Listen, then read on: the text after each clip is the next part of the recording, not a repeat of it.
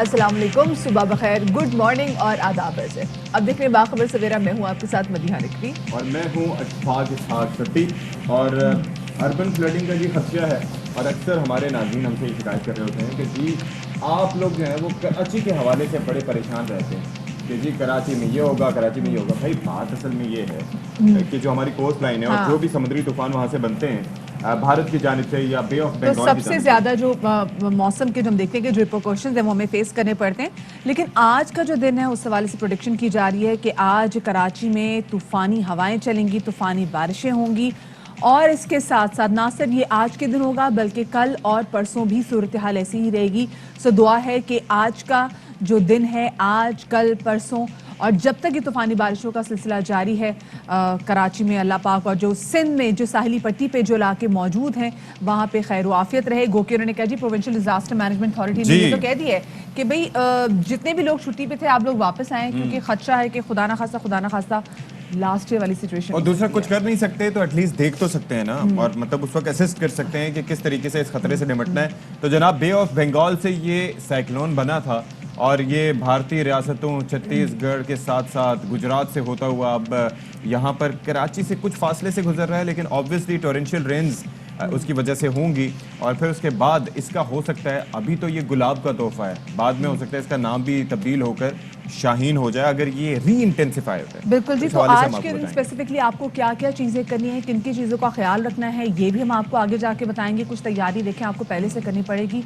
खुदा ना खास्ता ऐसा हो सकता है कि तुम्हारी बारिशों की वजह से बाहर इतना पानी खड़ा हो, लाइट भी ना हो, आप लोग बाहर भी ना जा सके। पिछली बार जब पिछले साल हमने देखा था जब कराची में बारिशें हुई थी तो सती लोगों के मतलब जो जनरेटर भी चल रहे थे क्योंकि 3-3 दिन तो लोगों के घर में लाइट नहीं थी, जनरेटर में ऑयल खत्म हो गया था, लोगों की गाड़ियों में ऑयल नहीं था, फ्यूल नहीं था। तो उसको भी आपको अभी से थोड़ा बहुत स्टोर करना शुरू कर दें। बहुत सारी एहतियातें आपको करनी है, लेकिन पहले हम बताएं ये नहीं कि डब्बों में स्टोर करें, गाड़ियों में भरवा लें, वो और जनरेटर के लिए भी आप रख लें, जनरेटर के लिए रख लें। लेकिन गुज़िश्ता साल तो ये भी हुआ था कि सेल फोन टावर्स के अंदर भी खलल आया था, जिसकी वजह से मोबाइल फोन के हम देख रहे थे सिग्नल्स काम नहीं कर रहे थे, बहुत मसला हो गया था। बहुत से लोग जिनको हेल्प चाहिए थी वो रीच आउट ही नहीं कर पा रहे थे लोगों को और बहुत ज़्यादा लोगों को मुश्किलात का सामना था। So will talk about it, लेकिन पहले टॉप स्टोरीज।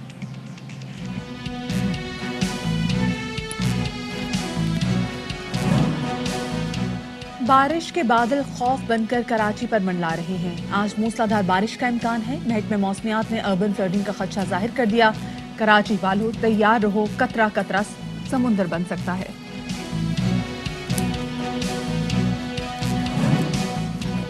अवामी नुमाइंदे ऐवान का रास्ता भूल गए, हुकूमत के लिए कोरम पूरा करना कड़ा इम्तिहान, कौमी खजाने को भारी नुकसान, अवामी मसाइल मुसलसल नजरअंदाज हो रहे हैं, ऑपोजिशन भी गिनती का फर्ज पूरा कर रही है। पीसीबी में तब्दीली की हवाएं, चीफ एग्जीक्यूटिव वसीम खान मुस्ताफी, मुइन खान और आकिब जावेद को जिम्मेदारियां मिलने का इम्कान। पाकिस्तान का दौरा ना करने पर इंग्लिश क्रिकेट बोर्ड ने माफी मांग ली।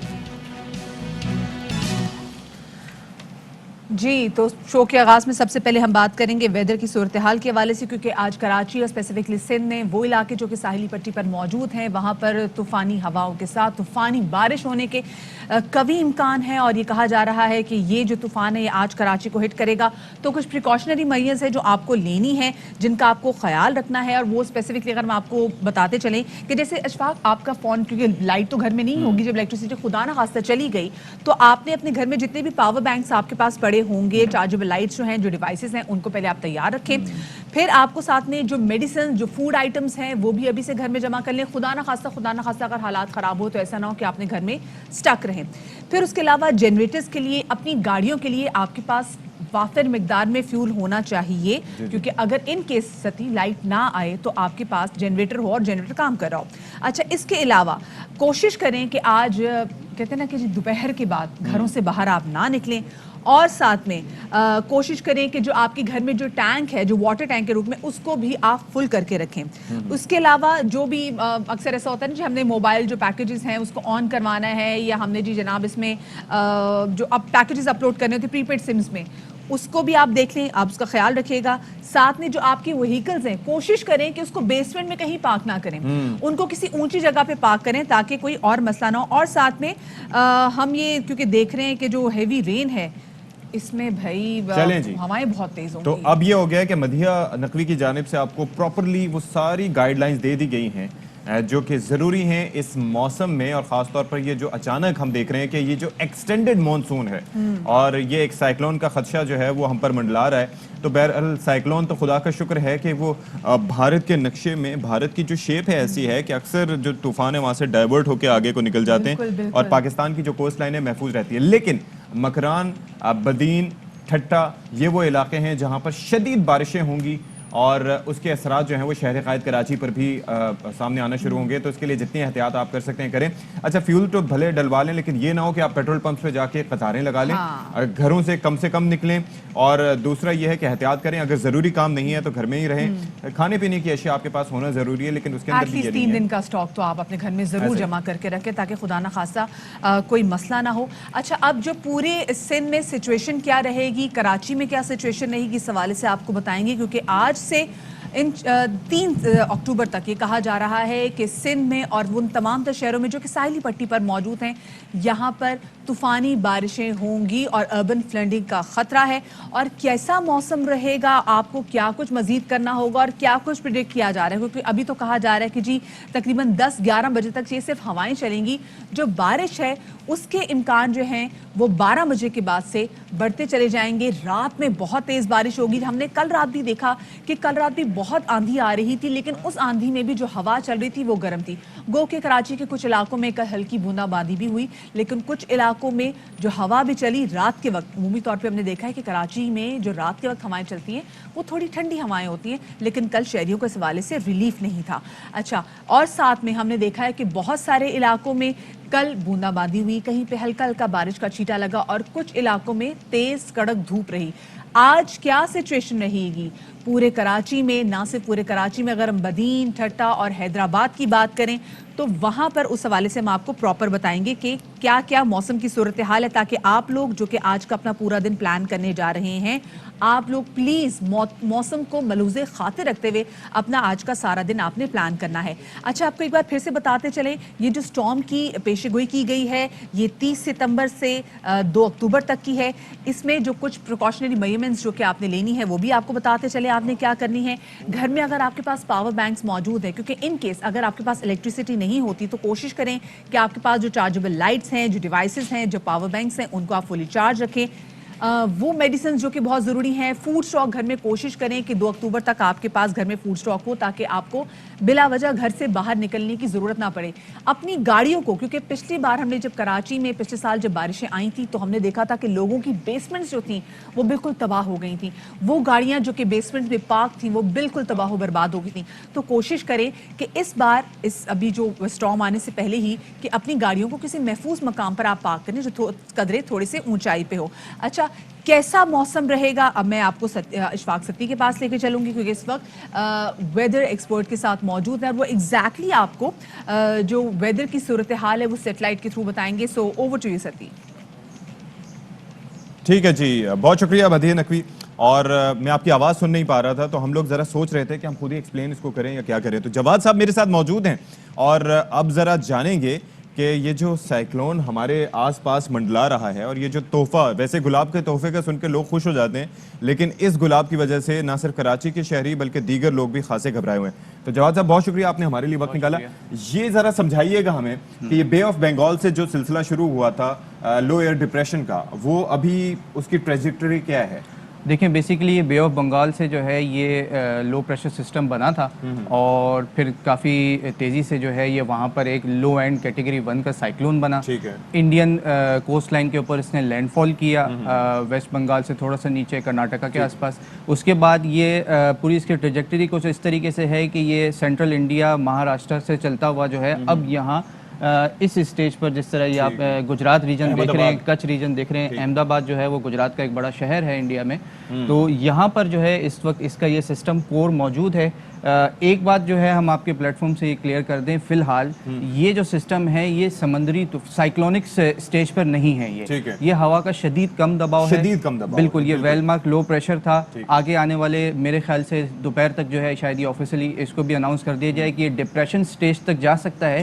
پھر کچھ آگے بہت کم ایسی پاسبلٹیز بھی نظر آ رہی ہیں جب یہ جس طرح ابھی آپ دیکھ رہے ہیں کہ اس کا جو سسٹم کور ہے یہ کچھ اور عربین سی کے آس پاس موجود ہے. ایک اور چیز مجھے یہ بتائیے گا کہ یہ جو ہم سسٹم دیکھ رہے ہیں اس کے اندر جو ریڈ ہے یہ شو کر رہا ہے کہ یہ بہت انٹینسیفائڈ ہے, یہ کور ہے اس کا, یہ بیسیکلی یہ کلر ذرا ہمیں سمجھائیے. یہ بیسیکلی ریڈ اور گرین کلرز جو ہیں یہ کلاؤڈ انٹینسٹی کو جو ہے وہ شو کر رہے ہوتے ہیں. یہ بیسیکلی کلاؤڈ ٹاپس ہوتے ہیں جو مطلب یہ ریڈ مینس کہ یہ کافی زیادہ اسٹرانگ تھنڈر سیلز بن رہے ہیں اس ایریا میں اور یہاں یہ سینٹرل عربین سی میں بھی, اور جب جیسے جیسے کلر ڈاؤن ہوتے چلے جاتے ہیں مطلب اس کی انٹینسٹی جو ہے وہ تھوڑی سی کم ہوتی چلی جاتی ہے. اچھا, گجرات پہ تو اس نے لینڈ فال کر لیا ہے بھارتی ریاست, اس کے بعد ابھی آگے کی جانب موو کر رہے ہیں, یہ ہے کراچی اور یہ طوفان جا رہا ہے. اب اگر یہ ری انٹینسیفائی ہوتا ہے تو اس کا مطلب ہے اس کا رخ ہے عمان کی جانب. اس کا اب تک جتنے بھی ماڈلز دکھا رہے ہیں وہ یہی دکھا رہے ہیں کہ یہ سسٹم کور ادھر ہے, یہ آگے اس وقت اس طریقے سے تھوڑا سا نارتھ ویسٹ کی طرف موو کرے گا اور ہماری کوسٹ لائن سے کافی قریب سے گزرتا ہوا جو ہے یہ اب تک جو دکھا رہا ہے کہ یہ پاک ایران بارڈر اور عمان ریجن کی طرف یہ جا سکتا ہے.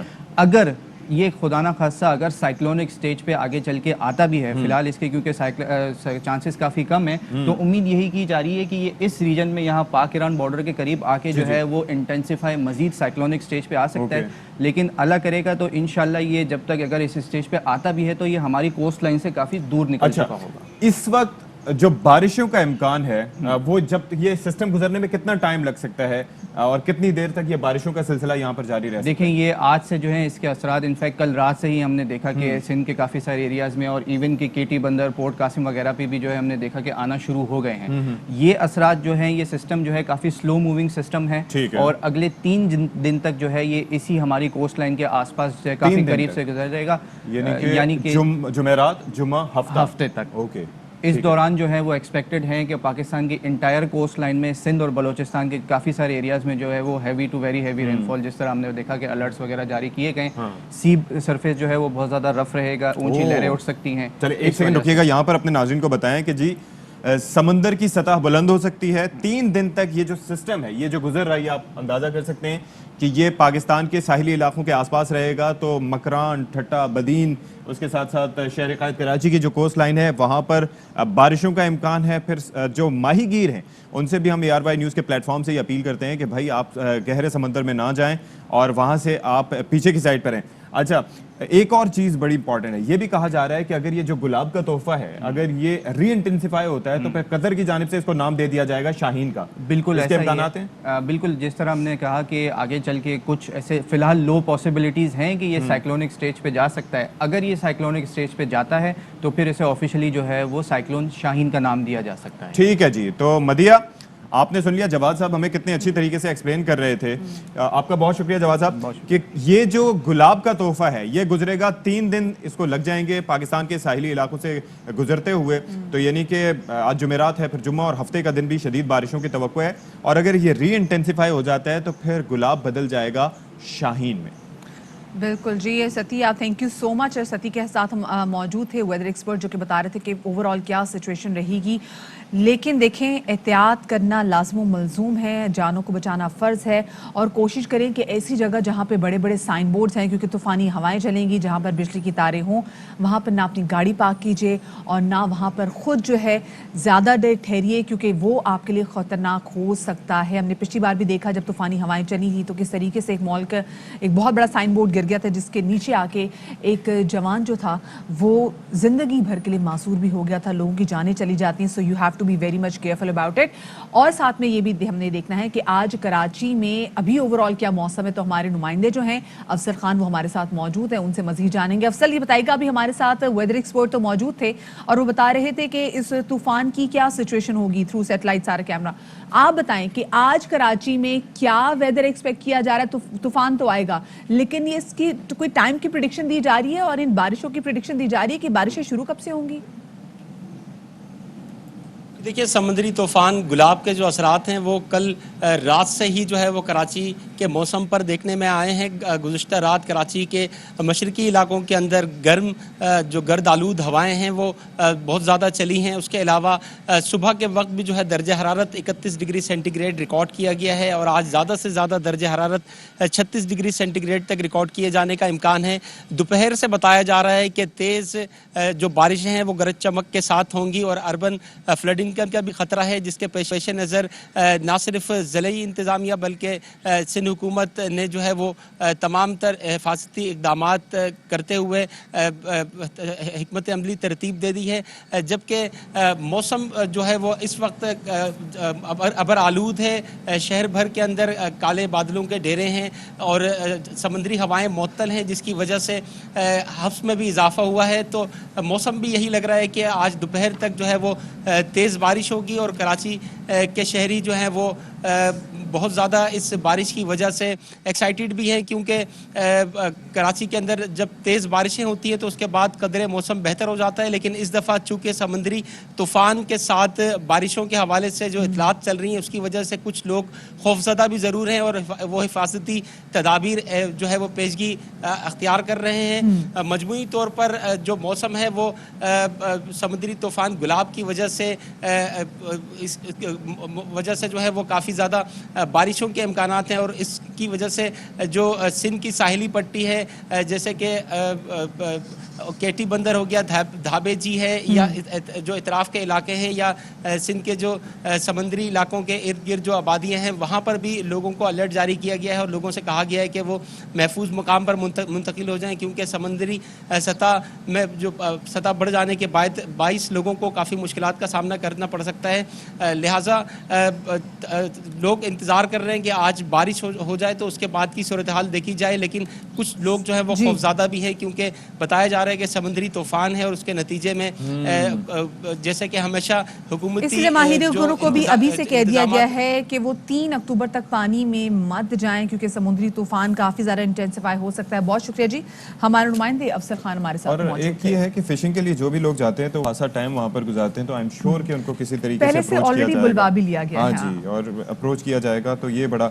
اچھا. ایئرپورٹ کے حوالے سے بھی یہ کہا جا رہا ہے کہ آپ کو یاد ہے کہ گزشتہ سال ہوائی اڈے پہ کیا سچویشن تھی، تو وہ بھی سول ایویشن کی جانب سے بھی الرٹ جو ہے وہ جاری کر دیا گیا ہے اس سے متعلق. چلیے جی، ساتھ میں اگر آپ کی کوئی فلائٹ ہو تو پلیز آپ اس کا جو پلان ہے وہ دوبارہ سے دیکھتے، اپنا سارا اسکیجول جو ہے وہ دوبارہ سے دیکھتے رہیں، تاکہ ایسا نہ ہو کہ آپ پہنچے بھی ایئرپورٹ اور آپ کی فلائٹ بھی نہ ہو. اب ذرا آگے بڑھتے ہیں. ہم نے موسم کے حوالے سے تو بات کر دی ہے کہ موسم جو طوفانی موسم ہے، خوف بہت ہے، نام اس کے گلاب. اب ایک اور موسم کے حوالے سے بات کریں گے جو کہ ہے سیاسی موسم، اور ہم اس کو کسی بھی طریقے سے کہیں نہ کہ گلاب کا نام نہیں دے سکتے، کیونکہ یہ جو موسم ہے نا یہ ہے ہمارے آج کل ایوانوں کا، جو کہ کافی پھیکا پھیکا لگ رہا ہے. وہ بھی اس طرح سے کیونکہ ہم دیکھ رہے ہیں پچھلے کئی دنوں سے ہمارے قومی اسمبلی کے اجلاس تو ہو رہے ہیں، لیکن اشفاق صاحب وہاں پر ہمارے جو MNA صاحب ہیں ان کی اتنی حاضری ہی نظر نہیں آتی، کورم پورا ہی نہیں ہوتا. رواں معاملے اگر دیکھیے تو 17، 20، 21، 22، 24 اور 27 ستمبر کو قومی اسمبلی اجلاس جو تھے وہ ملتوی کر دیے گئے. اور آپ خود سوچیں خرچہ کتنا آتا ہے، جو ہوتے ہیں اس میں لوگ ہی نہیں آتے. ایک سیشن کا خرچہ 2 کروڑ کا ایک سیشن،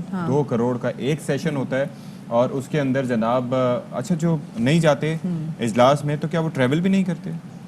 کچھ تو بہت سارے وہ آلریڈی وہاں پر موجود ہوتے ہیں، کچھ اگر ٹریول نہیں بھی کرتے تھے. اور ایک سیشن کا آپ دیکھیں جو TAD بھی ملتے ہیں نا وہ 7 سے 8 ہزار روپے ملتا ہے. اچھا، تو اس صورت میں ملنا چاہیے نا کہ جب سیشن جا کے اٹینڈ کریں، ویسے نہیں ملنا چاہیے.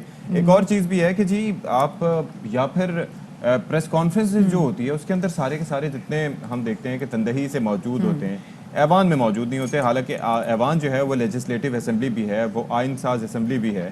اگر وہاں پر آپ موجود رہیں گے تو کتنا بہتر ہوگا، لیکن پتہ نہیں کیوں توجہ جو ہے وہ اتنی نظر نہیں آتی. اچھا، وزیر اعظم صاحب بھی کم ہی جاتے ہیں.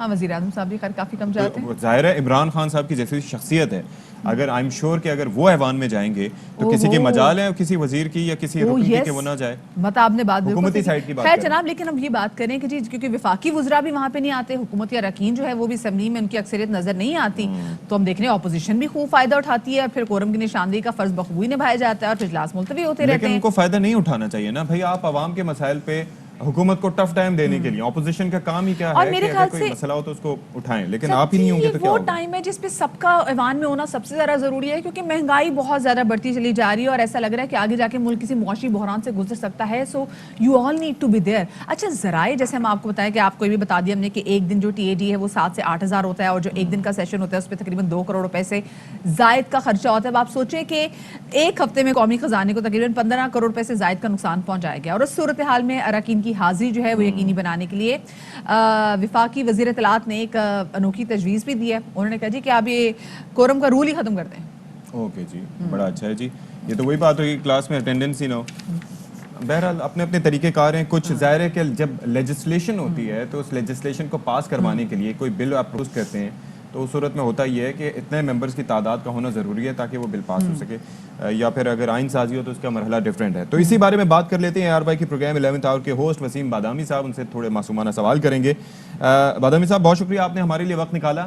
یہ جو ابھی ایک ہفتے تک ہم نے دیکھا کہ لگاتار کورم پورا نہیں ہوا, یعنی کہ جو ریکوائرڈ نمبر ہے ارکان کے وہ وہاں پر موجود نہیں تھے, تو ایسا کیا پہلی دفعہ ہوا ہے؟ اچھا پریسائسلی تو ظاہر اس میں پلڈیٹ کی رپورٹس اور وہ ساری چیزیں اس میں دیکھنی ہوں گی کہ کیا یہ پہلی دفعہ ہے اس طرح مسلسل یا نہیں, لیکن یہ تو ظاہر ہم سب جانتے ہیں کہ کورم یعنی یہ تو مجھے کوئی پتہ نہیں اپنے بچپن سے یاد ہے پی ٹی پہ ٹکٹ چلتے ہوتے تھے کہ اجلاس کے دوران کورم کی نشاندہی ہوگی اور جناب اجلاس یہ ہو گیا, اجلاس وہ ہو گیا. تو یہ ایک ریت تو ہے, ایک روایت تو ہے جو کہ ماضی کی حکومتوں میں بھی جاری رہی ہے. ابھی بھی جاری رہنا ذرا زیادہ افسوسناک ہے. ماضی میں بھی جاری رہا, اس کی کنٹینیوٹی زیادہ افسوسناک اس لیے کہ ظاہر ہے یہ رجیم جو ہے وہ بہت ساری جو دعوے کر کے آیا تھا ان میں سے یہ بھی تھا کہ جناب ہر طریقے سے عوام کی نمائندگی زیادہ سے زیادہ کی جائے گی اور بہتر سے بہترین انداز میں کی جائے گی. تو ایک بری روش ہے جس کا تسلسل جو ہے اس رجیم میں وہ زیادہ افسوسناک بھی ہے اور تھوڑا حیرت انگیز بھی ہے. اچھا جو بہت زیادہ انفارچونیٹ بات یہ ہے کہ اگر اس ہفتے بھی دیکھا جائے تو تقریباً ایوان کو 15 کروڑ روپے کا نقصان اس سے پہنچ گیا, ہم نے دیکھا ہے. سو اتنا جو قومی خزانے کو نقصان بھی پہنچتا ہے تو اس سے پھر کیا تاثر لیا جائے کہ جو عوامی نمائندے ہیں ان کو اپنے ٹی اے ٹی کی زیادہ ٹینشن ہے, ان کو ایوان جو ہے اس کو مسلسل وہ نظر انداز بھی کر رہے ہیں. اب آپ یہ پریسائز اسی پوائنٹ پہ آ گئے کہ جو میرے بھی ذہن میں تھا جب میں اس سے پہلے بات کہہ رہا تھا کہ اس حکومت میں اس بری روایت کا تسلسل زیادہ افسوسناک بھی اور حیرت انگیز بھی. وہ کیوں؟ اس لیے کہ آپ یاد کریں کہ یہ حکومت ہو, اس کے آج کی مختلف وزراء ہوں یا مختلف ایم این ایز ہوں, وہ کس طریقے سے ہمیں کیلکولیٹ کر کے بتایا کرتے تھے نا کہ دیکھو یہ ایک دن کا خرچہ یہ اتنے کا ہوتا ہے, یہ ایک منٹ کا اتنے کا ہوتا ہے, اور اس میں تو اتنوں کی شادیاں ہو جاتی ہیں, اور اس میں تو یوں ہو جاتا ہے, اور پھر یوں ہو جاتا ہے, اور پھر یوں ہو جاتا ہے.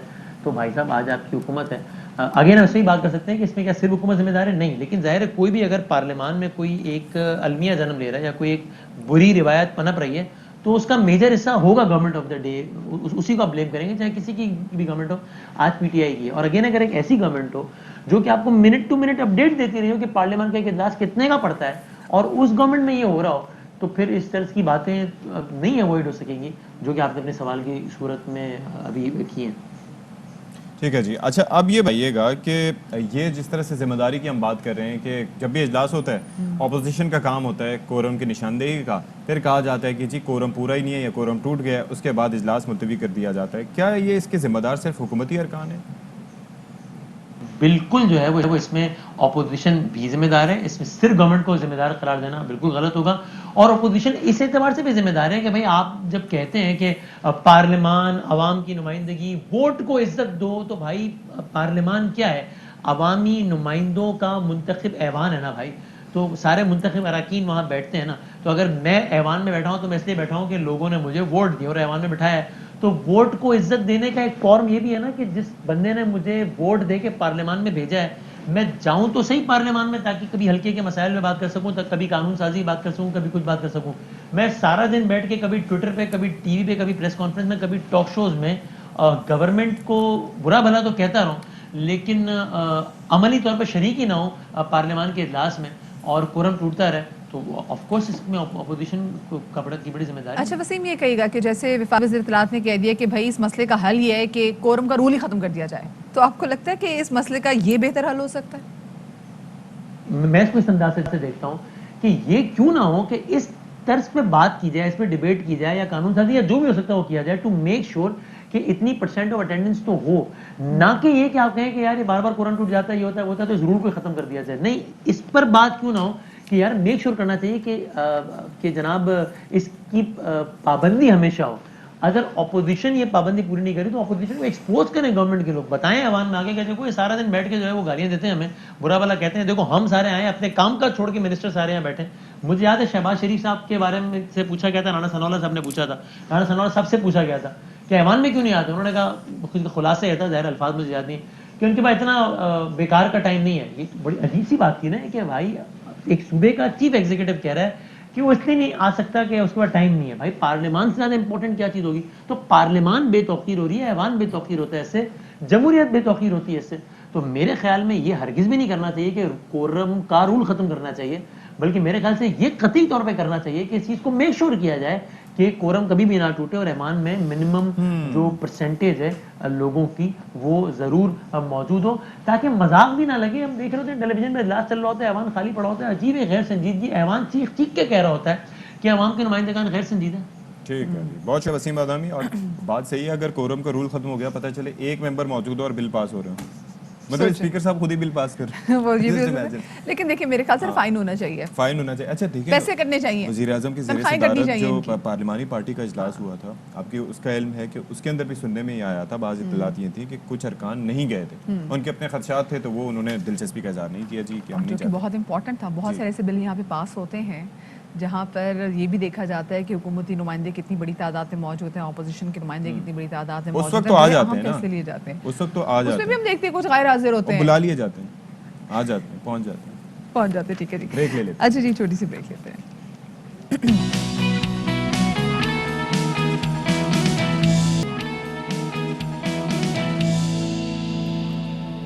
اچھا جی, اب بات ذرا کر لیتے ہیں پیٹرول کے بحران کی.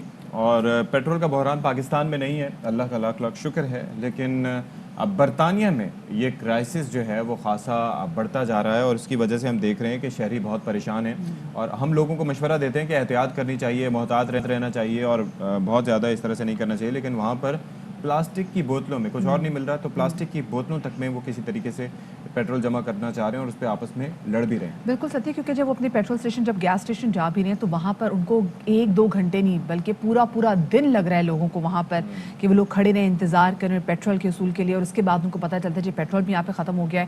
روزانہ ہم دیکھ رہے ہیں جی پیٹرول اسٹیشن پہ, اسی لیے لوگوں میں اتنی فرسٹریشن ہے, اتنا غصہ ہے کہ لوگوں کی آپس میں لڑائیاں شروع ہو گئی ہے. اور پیٹرول کی قلت کے ساتھ ساتھ جو تہذیب اور قانون پر عمل درآمد کی بھی ہم دیکھ رہے ہیں کافی زیادہ قلت ہوتی چلی جا رہی ہے. برطانیہ میں ٹرک ڈرائیوروں کی کمی کے سبب پیٹرول اسٹیشنز پر ایندھن کی رسائی کا جو عمل ہے یہ کافی زیادہ متاثر ہوا ہے. پیٹرول کا شدید بحران بھی پیدا ہوتا چلا جا رہا ہے. وہ کہ بھی دیکھ رہے ہیں کہ ان کو عارضی طور پہ ویزا بھی دیے جا رہے ہیں, لیکن بہت سارے لوگ جو, اگر ہم دیکھیں بریگزٹ کی بات ہم نے دیکھا ہے کہ وہ آ ہی نہیں رہے برطانیہ, کیونکہ اتنی مہنگائی بھی وہاں پر ہوگی, 20% وہاں پہ ٹیکسز بھی اور بڑھا دیے گئے, تو اب وہ لوگ وہاں پہ مینج کرنا بہت زیادہ مشکل ہے, اور لوگ کافی زیادہ اس وقت نالاں بھی نظر آ رہے ہیں برٹش گورنمنٹ سے. بالکل ایسے ہی ہے جی. اور اب ہوا یہ ہے کہ برطانوی حکومت نے یہ فیصلہ کر لیا ہے کہ وہ مدد لیں اس حوالے سے فوج کی. تو کیا سچویشن ہوگی یہ ابھی دیکھنا باقی ہے, لیکن بڑی پریشان کن سچویشن ہے وہاں پر. اور فرید قریشی صاحب ہمارے ساتھ موجود ہیں لندن سے براہ راست, ان سے ذرا بات کر لیتے ہیں. فرید بتائے گا اس وقت کیا صورتحال ہے؟ پیٹرول کا جو بحران ہے گزشتہ ہفتے شروع ہوا جب برٹش پیٹرولیم کی طرف سے یہ اعلان کیا گیا کہ ڈرائیور کی قلت کی وجہ سے متعدد پیٹرول اسٹیشن بند کر دیے جائیں گے. اس کے بعد پیٹرول اسٹیشن کے باہر گاڑیوں کی قطاریں دیکھنے میں نظر آئیں. تو اب صورتحال یہ ہے کہ بہت سارے جو لندن کے پیٹرول اسٹیشن ہیں ان کے اوپر اس وقت پیٹرول نہیں دیا جا رہا, اور متعدد پیٹرول اسٹیشن پر جو کیپ ہے وہ لگا دی گئی ہے, یعنی 20 سے 30 پاؤنڈ تک میکسیمم پیٹرول خرید سکتے ہیں. اس کی بنیادی وجہ جو ہے بحران کی وہ ڈرائیورز کی قلت ہے, اور برطانوی جو میڈیا رپورٹ ہے اس کے مطابق برطانیہ میں 1 لاکھ سے زیادہ جو ڈرائیورز ہیں ان کی اس وقت لاری ڈرائیورز کی شارٹیج موجود ہے. اس کے علاوہ جو آئل ٹینکرز ڈرائیور ہیں ان کے لیے ڈرائیونگ لائسنس کے علاوہ ایک سیفٹی کی اور ریکوائرمنٹ بھی ہوتی ہے, جس کی وجہ سے ان ڈرائیورز کی تعداد اس سے بھی کم ہے.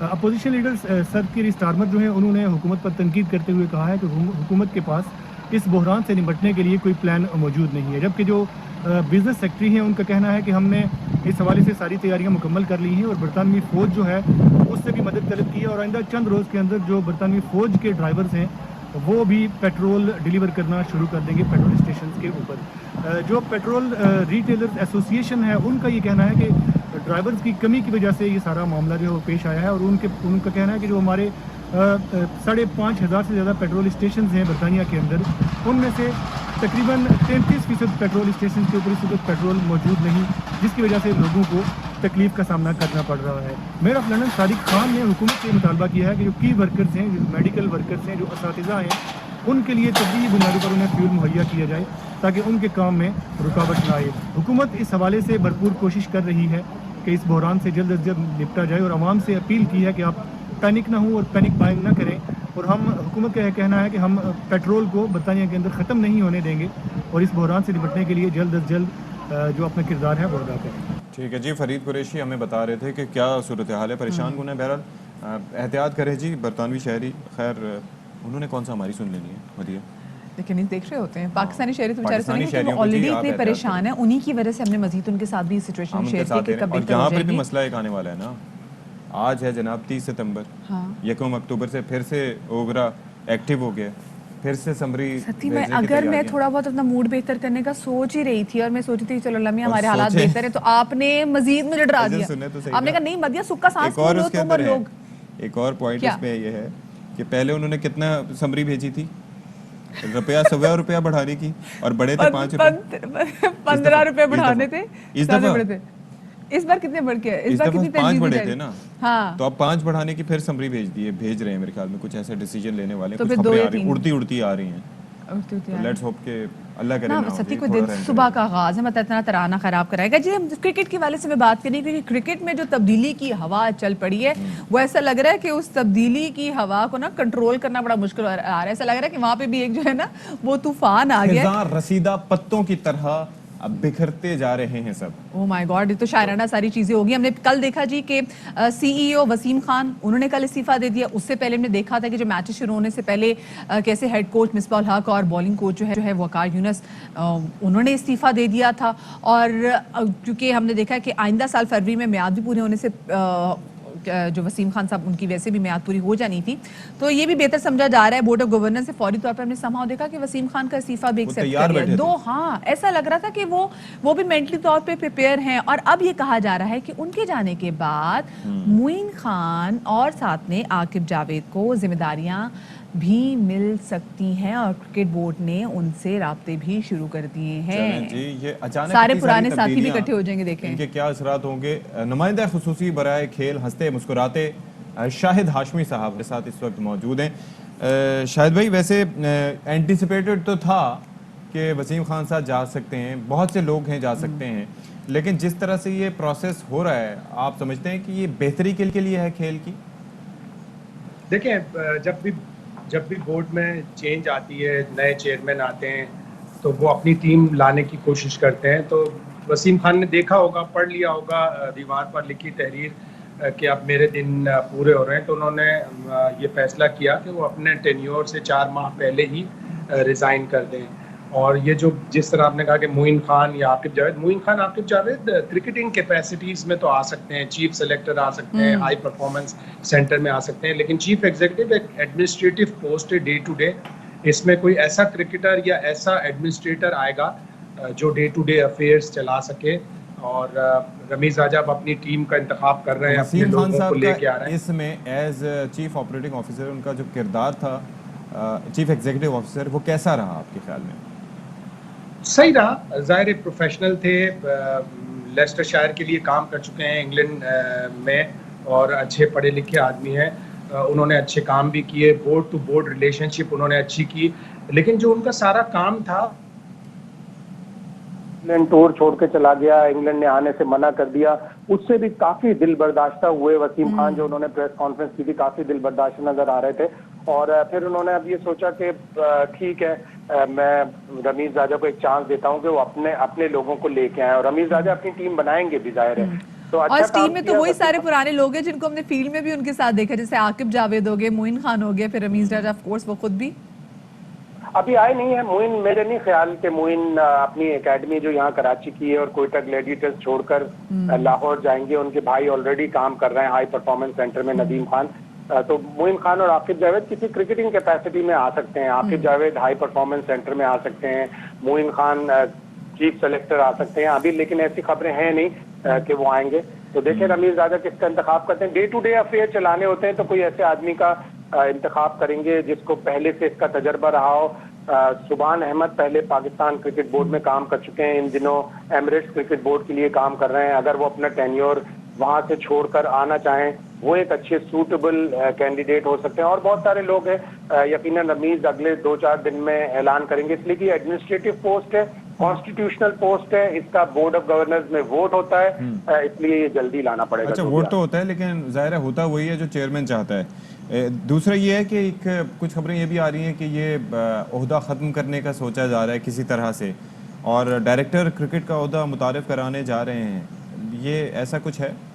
نہیں, کانسٹیٹیوشنل پوسٹ ہے نا ستی, تو اگر آپ کو کانسٹیٹیوشن میں پھر چینج کرنا پڑے گا. احسان مانی صاحب نے آ کے جب وہ آئے تھے تو انہوں نے چینج کیا تھا کانسٹیٹیوشن میں, لیکن اب رمیز زیادہ چینج کرنا چاہیں گے, یعنی اس لیے کہ کانسٹیٹیوشنل پوسٹ ہے, بورڈ آف گورنرز میں ووٹ ہوتا ہے, تو چینج اتنی آسانی سے نہیں کر سکتے, آئین میں ترمیم کرنی پڑے گی پاکستان کے. اچھا, یہ بھی آپ جو چینج کی بات کر رہے ہیں تو میں نے سنا ہے کہ آگے بھی جو T20 ورلڈ کپ کے لیے جو اسکواڈ جس کا اعلان کر دیا گیا اس کے بارے میں بھی کہا جا رہا ہے کیونکہ چینج نہیں ہوگا, اور چیف سلیکٹر محمد وسیم نے تو ایک یہ اطلاعات دیے ہیں کہ اسلام آباد میں نجی ہوٹل میں کھلاڑی سے ملاقات بھی کی اور ان سے بھی کہا ہے کہ اسکواڈ میں کسی بھی قسم کا چینج نہیں ہوگا, تو جتنی بھی خبریں آ رہی ہیں ان پہ بالکل کان نہ دھریں. تو کیا یہ صحیح ہے, آگے یہی ہم چینج یہی تک ایکسپیکٹ کریں, اسکواڈ میں کوئی چینج نہ دیکھیں؟ میں نے آپ سے شروع 2 دن سے میں کیا کہہ رہا ہوں کہ کتنی تبدیلیاں ہوں گی, 2 فخر زمان آئیں گے اور ہو سکتا ہے عثمان قادر آئیں. ایک حفیظ کے اوپر تھوڑا سا کوشچن مارک ہے, اللہ کرے وہ صحت یاب ہو جائے. ڈینگی بھی ہو گیا, بالکل ڈینگی کافی ٹائم لیتا ہے ریکور ہونے میں, پھر اس کے بعد ان کو کمزوری ہوگی. اللہ کرے کہ وہ T20 ورلڈ کپ کے لیے اویلیبل ہوں, اگر وہ خدا نہ خاص کر نہیں ہوئے تو ان کی جگہ ایک تبدیلی ہو سکتی ہے. پینک لائک سچویشن کریٹ کی ہے, کچھ سوشل میڈیا نے کی ہے, کچھ تھوڑا لوگوں نے اور نے کی ہے, تو ایسا نہیں ہے, زیادہ تبدیلیاں نہیں ہونی چاہیے, پینک لائک سچویشن نہیں ہونی چاہیے. جب ایک ٹیم سلیکٹ کر لی تو انہی لیکن پلیئرز یہ کو بھی تو ہمیں دیکھیں نا, اس ٹیم میں سے کتنے لوگ اچھا پرفارم کرے نیشنل T20 کے ایونٹ میں, یہ بھی تو دیکھیں. کل ہی سہیب مقصود نے پرفارم کر دیا, ان کے اوپر سب سے زیادہ تنقید ہو رہی تھی. کل انہوں نے بہترین 75 رنز بنا دیے. جیسا میں نے پہلے کہا تھا کہ وہ پچیں پنڈی کی 50 اوورز کی کرکٹ کے لیے بنائی گئی تھی, نیوزی لینڈ کے میچز سے. اب ذرا تھوڑی سی پچز میں تبدیلی کی گئی ہے, بہتر ہوں گی پچز, تو لڑکوں کی پرفارمنس بھی آئے گی. 2 تبدیلیاں پاکستان 10 اکتوبر تک مجھے جو لگ رہا ہے کر سکتا ہے, اس سے زیادہ نہیں کرنا چاہیے. پینک لائک سچویشن نہیں کریٹ کرنی چاہیے. جو ٹیم سلیکٹ ہو گئی اسی کو انہی پلیئرز کو بیک کرنا چاہیے. تو دورہ پاکستان کی جو منسوخی کا معاملہ تھا اس کے اوپر جو انگلش کرکٹ بورڈ کا ابھی رسپانس آیا اینڈ واٹ موقع, تو اس پہ آپ کا کیا ریئیکشن ہے؟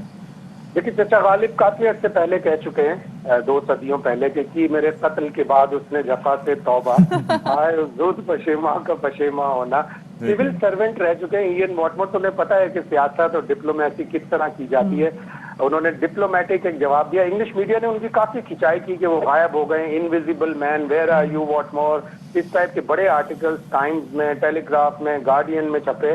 تو وہ سامنے آئے بل میں سے اپنے نکل کے, اور انہوں نے اپولوجائز کیا کہ جن جن لوگوں خالی کو پیلی معافی مانگی, یہ بھی نہیں کہا کہ ہم کب آئیں گے دوبارہ کھیلنے کے لیے, یہ بھی نہیں کہا انہوں نے. اگلے سال انہوں نے آنا ہے. ایک کرکٹ کی دنیا کا ایک فیوچر ٹورز پروگرام ہوتا ہے 8 سال کی سائیکل کا. اس 8 سال کی سائیکل میں جو 2015 سے 2023 تک کا یہ والا سائیکل جو موجودہ چل رہا ہے, اس میں 2022 میں انگلینڈ کو ہمارے یہاں 2 دفعہ آنا ہے. اکتوبر 2022 میں 5 ون ڈے کھیلنے, اور پھر دسمبر میں 2 یا 3 ٹیسٹ میچز کھیلنے.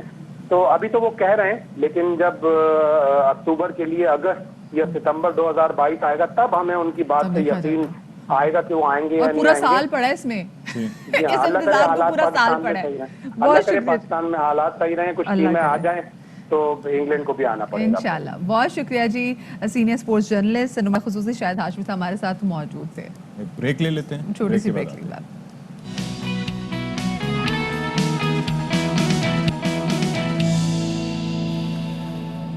جی جناب, تو welcome back after the break. اور بریک کے بعد ہم ذرا بات کریں گے ان پریشانیوں کے حوالے سے جو کہ پاکستانی عوام کو لاحق ہے, جس میں سب سے بڑی پرابلم یہ ہے کہ مہنگائی جو ہے کمپلیٹلی آؤٹ آف کنٹرول, اور ایسے میں ہم دیکھ رہے ہیں کہ ڈالر جو ہے وہ بلند ترین, تاریخ کی بلند ترین سطح پر آ گیا ہے. 170 روپے کا ڈالر ہو گیا, اور آج آپ خریدنے جائیں تو آپ کو پتہ چلتا ہے کہ وہ ڈالر ہے وہ 171 روپے کا ہے. اور جیسے ڈالر کی پرائس جب بڑھتی ہے تو ہمیں پتہ ہے کہ روپے کی قدر میں بھی مسلسل گراوٹ آتی ہے, اور جب روپے کی قیمت میں گراوٹ آتی ہے تو پھر مہنگائی بڑھتی ہے تو خمیازہ بھگتنا پڑتا ہے عوام کو. یہ وہی بارش زیادہ ہوتی ہے تو پانی زیادہ آتا ہے, زیادہ بارش ہوتی ہے تو زیادہ پانی, اثرات ہوتے ہیں عام آدمی پر ہی منتقل ہوتے ہیں. گورنمنٹس بھی obviously پریشان ہوتی ہیں کیونکہ انہیں ظاہر ہے کہ کافی چیزیں مینیج کرنا ہوتی ہیں. معاشی تجزیہ کار خرم شہزاد صاحب ہمارے ساتھ موجود ہیں. ٹائم کیے بغیر ہم ان کی جانب چلتے ہیں. تو خرم صاحب بہت شکریہ, آپ نے ہمارے لیے وقت نکالا. یہ بھیا کچھ اچھا ہونے جا رہا ہے یا یہی چلتا رہے گا, کسی نہ کسی بہانے عوام کا جو ہے وہ گلا دبتا ہی رہے گا؟ جی السلام علیکم and good morning to the both of you. Madiha, آپ نے بڑا زبردست شروع میں ایک جو ہے اکانومی کا بڑا اچھا ایک لنک بنایا کہ کس طرح سے जो रुपी है उसमें कमजोरी होती है तो उसका असर जो है महंगाई पे कैसे आता है। तो ये बिल्कुल ठीक बात है कि हमारा सबसे बड़ा जो इशू है वो आज तक महंगाई ही है, और महंगाई एक आम आदमी को डायरेक्ट इम्पैक्ट करती है। On the other hand growth अगर बहुत ज़्यादा ना हो और जो है एम्प्लॉयमेंट बहुत ज़्यादा ना हो तो नेचुरली वो एक तरह से दो धारी तलवार बन जाती है। तो ये जो रुपी है इसके दो बड़े नुकसानात हैं। एक तो ये कि महंगाई में इजाफा होगा, और या फिर महंगाई कम नहीं होगी एटलीस्ट, क्योंकि जितना भी जो है रुपी में गिरावट आती है, जितनी भी चीज़ें हम इम्पोर्ट करते हैं तो वो अगर महंगी हो, पहले से ही महंगी हो, मैं ये कह रहा हूँ ये दो असर हैं इसके, दो असरात हैं इसके। एक तो ये कि पहले से पूरी दुनिया में जैसे ऑयल जो है वो $80 का हो चुका है इस वक्त, $80 पर बैरल, जो कि पिछले साल इससे आधा था, और कोविड के दरमियान जो है वो इससे एक तिहाई, मेरे ख्याल में चौथाई भी नहीं था। तो एक तो जो है वो ऑयल जो है महंगा हो गया, नंबर वन। दूसरा ये कि फूड की प्राइसेस काफ़ी बढ़ गई हैं, खाने पीने का तेल काफ़ी जो है महंगा हो गया। तो वो एक तो बाहर की महंगाई, फिर उसका यहाँ पे इम्पोर्ट होना, और फिर रुपी को भी जो है उसमें भी गिरावट। तो ये दो धारी तलवार है, तो डबल इम्पैक्ट आता है इससे। और ये आने वाले महीनों में होपफुली हमारी जो गवर्नमेंट है, जो पॉलिसी मेकर्स हैं, इसको समहाउ मैनेज कर पाएं, क्योंकि ये कैसे करेंगे खुर्रम साहब, ये जरा समझाइएगा कि इसमें कौन अपना किरदार अदा कर सकता है। स्टेट बैंक ने कुछ करना है, फाइनेंस मिनिस्ट्री ने कुछ करना है, आखिर करना क्या है? जी क्या कहा? मैं ये अर्ज कर रहा था कि इस सूरत हाल में ये सब मैनेज कौन कर सकता है, रुपए की कदर को कैसे बेहतर किया जा सकता है? स्टेट बैंक अपना किरदार अदा करेगा, फाइनेंस मिनिस्ट्री करेगी, या कौन करेगा? ये बड़ा अच्छा सवाल है आपका, क्योंकि हर किसी का इसमें एक रोल है, और इसमें सबसे बड़ा रोल जो आता है पहले तो स्टेट बैंक का है नेचुरली, क्योंकि स्टेट बैंक जो है मॉनेटरी पॉलिसी देखता है, और मॉनेटरी पॉलिसी में ये सब चीज़ें आती हैं कि किस तरह से करेंसी को जो है वो स्टेबलाइज किया जाए, किस तरह से करेंसी को जो है देखा जाए कि वो स्पेकुलेटिव फैक्टर्स की वजह से ना अपनी कदर खोए। ये बिल्कुल ठीक है कि डिमांड सप्लाई पे उसको जो है छेड़ा नहीं जा सकता। उसकी वजह ये, अगर आप इम्पोर्ट ज़्यादा करेंगे, आपकी जो है डॉलर्स का आउटफ्लो ज़्यादा होगा और डॉलर का इनफ्लो कम होगा, आएंगे कम जाएंगे ज़्यादा, तो नेचुरली डॉलर की डिमांड बढ़ेगी। इसी तरह से रुपी का भी आपने देखा था, कोविड में आपके पास डॉलर ज़्यादा आ रहे थे, रेमिटेंसेस ज़्यादा बेहतर आ रही थी, एक्सपोर्ट्स थोड़ी मोमेंटम बेहतर हो गया था, फिर आपके ना आउटफ्लोज कम थे। एक्चुअली इनफ्लोज इतने ज़्यादा शायद ना हो, आउटफ्लोज कम थे, लोग सफ़र कम कर रहे थे बाहर, लोग हज उम्रा पे कम जा रहे थे, और बहुत सारी एक्टिविटीज जो बाहर जाके इंसान करता है या बिजनेस के लिए जाता है, और भी बहुत सारी आउटफ्लोज होते हैं, वो कम हो रहे थे। तो आपके पास डॉलर का फ्लो ज्यादा रह रहा था। रिजल्टेंटली क्या हुआ था कि आपका रुपी जो है डॉलर जो है 151 रुपए पे चला गया था, आपको याद हो, ये अभी की बात है, कुछ 3-4-5 महीने पहले की बात है। और ये अब जो अपोजिट हो रहा है कि आपकी इम्पोर्ट्स बढ़ गई है। तो देखिए, सबसे बड़ा काम ये है, स्टेट बैंक ये एक अच्छा काम कर रहा है। नुकसानात तो इसके हैं शॉर्ट टू मीडियम टर्म में, कि आपके कर्जों की अदायगियां बहुत बढ़ जाएंगी और आपकी जो है इन्फ्लेशन जो है बढ़ सकती है। लेकिन ऑन दी अदर हैंड, अगर रुपी को रोका जबरदस्ती और रिजर्व्स को जो है बहुत ज्यादा इस्तेमाल किया, तो वो बाद में भी आप ही के ऊपर इम्पैक्ट आएगा उसका, क्योंकि उसमें इंटरेस्ट रेट बढ़ जाएंगे, आपकी इकोनॉमिक एक्टिविटी गिर जाएगी, और आपका ओवरऑल जो है वो बढ़ यानी कि जाएगा। हमारी एग्रेसिव पॉलिसी भी जो है ना वो हमारे अगेंस्ट जा ले रहे सकती हैं, है, और कर्जों को ही रीपे करने के लिए मजीद कर्जे ले रहे हैं, और उसकी वजह से आपका रुपी भी कमजोर होता है। तो मेजर जो देखें, मैं ये बता रहा हूँ कि इशू है कहाँ। इशू जो है ना वो फिस्कल पॉलिसी में है, कि टैक्सेस और उनका इस्तेमाल। सही जी एग्जैक्टली, वो जो है ना वो बड़ा इशू है हमें। अगर हम अपने टैक्सेस को सही तरीके से कलेक्ट करके और सही जगह इस्तेमाल करें, और अपनी जो पब्लिक फाइनेंसेस है इनको ठीक रखें, और हमारा देखें रनिंग ऑफ द गवर्नमेंट जो है ना वो खुद 400-500 अरब रुपए है। गवर्नमेंट को अपने आप को छोटा करना चाहिए, गवर्नमेंट को टेक्नोलॉजी की तरफ जाना चाहिए, लीन गवर्नमेंट होनी चाहिए, और पेपरलेस गवर्नमेंट हो। ये इस तरह के जो है विजन्स अपने रखें, इस तरह के प्लान्स करें, और एनर्जी के जो इश्यूज हैं उनको रिजॉल्व करें, क्योंकि एनर्जी एक बहुत बड़ा हिस्सा हमारा सब्सिडी का भी खा रहा है, और हमारी जो है वो इकोनॉमिक एक्टिविटी को भी जो स्लो डाउन कर रहा है। अच्छा, ये बड़ी अच्छी तजावीज़ आपने ऐड की, बहुत शुक्रिया जी। वक्त बहुत मुख्तसर है। खुर्रम शहजाद हमारे साथ तो मौजूद थे, और वो कुछ एडवाइजेस भी दे रहे थे, कुछ तजावीज़ भी दे रहे थे कि कहाँ पे लगता है कि जी गवर्नमेंट को भी अपने खर्चे कट डाउन करने की जरूरत है, और टैक्स जो है उसकी सही यूटिलाइजेशन। अच्छा, एक तो एक्सपेंशन होनी चाहिए, टैक्स नेट बढ़ना चाहिए, सिर्फ सैलरी क्लास पर नहीं होना चाहिए, दूसरे जो तबकात हैं उनके ऊपर भी उसका इम्प्लीमेंटेशन होनी चाहिए। टैक्स नेट बढ़ेगा तो लोग जो हैं वो फिर बेहतर तरीके से उनके पैसों की यूटिलाइजेशन भी होगी। सब कुछ हमने ही मैनेज करना है, और कौन बाहर से तो आने से रहे लोग। तो अब ये देखना है कि मैनेज करना शुरू कैसे करना है। छोटी सी ब्रेक की तरफ हम जा रहे हैं, हमारे साथ रहिएगा।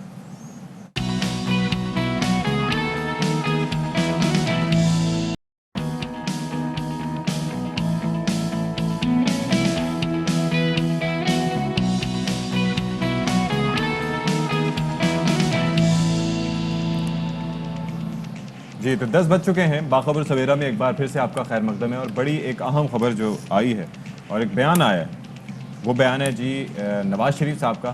وہ کہتے ہیں کہ جلد اپنی جماعت کے درمیان پاکستان میں ہوں گا. آپ کو لگتا ہے مدیہ ایسا ہوگا؟ کیوں نہیں ہوگا, جب انہوں نے کہا وہ آئیں گے اسی سال آ جائیں گے انشاءاللہ ایسا ہی ہے. انشاءاللہ. کوشش تو یہی ہے, مجھے لگتا ہے حکومت جو کوششیں کری تھی اس سے تو سماؤ کچھ نہیں ہوگا, لیکن وہ خود ہی آ جائیں گے اگر وہ آنا چاہیں گے. الیکشن آنے والے, ان کو آنا چاہیے. اس سال تو نہیں ہے نا, تو الیکشن چاہے 2 سال میں ہے, لیکن پارٹی تو بڑی ٹوٹ پھوٹ کا شکار ہو رہی ہے نا. لیکن قیادت گرفٹس نظر آنے لگ گئی اگر ہیں. قیادت جیل میں ہوگی تو پھر پارٹی کا کیا ہوگا؟ تو وہ جیل سے بیٹھ کے کریں گے, جیل سے بیٹھ کے بھی تو چیزیں ہوتی ہیں.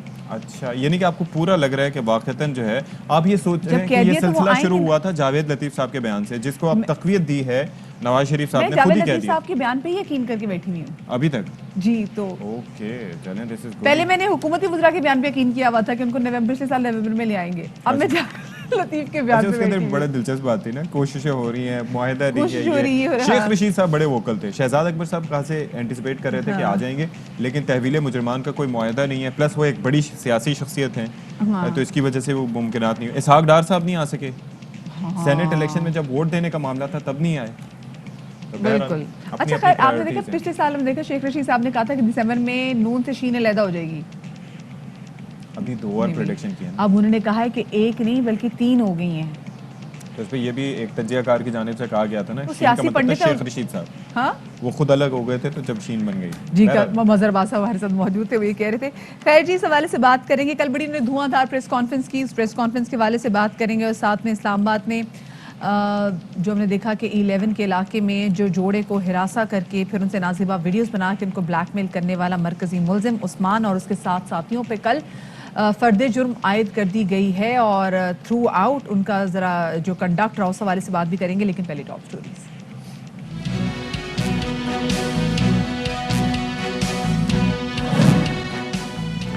لندن کیس کا فیصلہ, نون لیگ کی قیادت کا حکومت کے خلاف جارحانہ انداز. مریم نواز کہتی ہیں شہباز شریف انٹرنیشنل صادق اور امین بن گئے.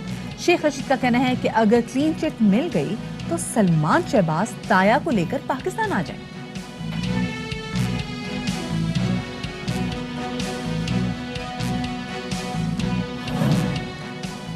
ملک بھر میں ڈینگی کیسز میں اضافہ, اسلام آباد, پشاور, لاہور, کراچی متاثر. کورونا اور ڈینگی سے بیک وقت نمٹنا چیلنج بن گیا, فوری طور پر اقدامات ضروری. اور کسٹمز ملتان کی اسمگلنگ مافیاز کے خلاف کارروائیاں, 2 ماہ کے دوران 48 کروڑ روپے سرکاری خزانے میں جمع کرا دیے. اسمگلنگ کے خلاف شکنجہ مزید سخت کرنے کی تیاریاں مکمل.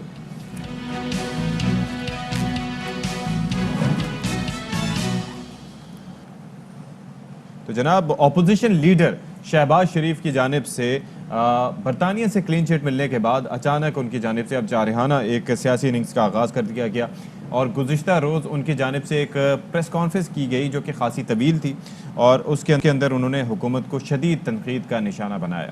بالکل جی, اور اس میں انہوں نے کہا کہ وزیر اعظم عمران خان ان کے چیلوں کا جھوٹ بے نقاب ہو گیا ہے. سنگین الزام لگائے, ایک دھیلے کی کرپشن ثابت نہ ہو سکی. NCA نے تحقیقات ختم کر دی ہیں, عدالت نے بھی ٹھپا لگا دیا, فیصلے کے بعد انہیں آگ لگی ہے. کیا کہنا تھا کل کی پریس کانفرنس میں شہباز شریف صاحب کا, آپ کو سنواتے ہیں. نیب ہو, FIA ہو, اربوں خربوں کے الزامات لگے, نہ نواز شریف کے خلاف نہ میرے خلاف ایک دھیلے کی کرپشن کا ثبوت, نہ قابل تردید ثبوت ابھی تک نہیں لے کے آئے. ڈیلی میل میں یہ چھپوایا گیا آرٹیکل, ڈیوڈ روز کو پاکستان کی یاترا کے لیے بلوایا گیا. جب وہ ان کا فائر جو ہے وہ کامیاب نہ ہوا, مس فائر ہو گیا, بڑے دھوم دھام سے پھر یہ لندن میں ہمارے خلاف NCA کے پاس یہ گئے. جو فیصلہ آیا, ان کو اس طرح آگ لگی ہے جس طرح آگ جلتی ہے سردیوں میں, تو جو آخری کوئلہ کے جو آخری اس کا بگولا ہوتا ہے اس طرح یہ پھڑکے ہیں. ان 3 دنوں میں صریحاً جھوٹ بولا سب نے. عمران نیازی کا اور ان کے چیلوں کا جھوٹ جو ہے وہ بے نقاب ہو جائے گا. اور مریم نواز کی جانب سے بھی چچا کو مبارکباد دی گئی, اور انہوں نے تالی مار کر کہا کہ اللہ تعالیٰ نے آپ کو انٹرنیشنل صادق اور امین بنا دیا. انٹرنیشنل صادق اور امین اللہ نے بنا دیا آپ کو. دوسری جانب حکومت کرپشن کی تحقیقات کا معاملہ ختم کرنے اور ہار ماننے کو تیار نہیں ہے. وزیر اعظم عمران خان کا کہنا ہے کہ ماضی میں سڑکیں بنانے میں بھی کرپشن ہوئی. نون لیگ دور میں مہنگی سڑکیں بنی. ایف آئی اے کو کرپشن کا پتہ لگانے کا کہہ دیا ہے. یہ نقصان ہوتا ہے قوم کو جب کرپٹ لوگ آتے ہیں تو وہ اصل میں قوم کا پیسہ چوری کرتے ہیں. باوجود اس کے کہ 2013 میں قیمتیں کیا تھی اور آج 2021 میں کیا ہیں, کہ باوجود اگر سڑک آج اب سستی بنا رہے ہیں تو یہ سوچ لیں کہ انہوں نے کتنا بڑا اس ملک کے اوپر ڈاکہ مارا. میں نے ایف آئی اے کو یہ پورا مینڈیٹ دیا ہوا ہے کہ اس کی پوری اب تفتیش کریں, قوم کے سامنے لے کے آئیں کون ذمہ دار ہے. تو بلوچستان کی ڈیولپمنٹ کی نہ ہونے کی بہت بڑی وجہ فیڈرل گورنمنٹس کا سارا, جب الیکشن جیتنے کے اوپر زور آ جائے تو پھر بلوچستان پیچھے رہ جائے. اس میں بلوچستان کے پولیٹیشنز کا بھی بہت بڑا قصور ہے. وہ بھی اپنی ذات کا فائدہ اٹھا لیتے ہیں. جی میرا حلقہ ڈیولپ کر دیں, میرے حلقے میں پیسے آ جائے تاکہ میں الیکشن جیت جاؤں. وہ پھر بلوچستان کا نہیں سوچتے.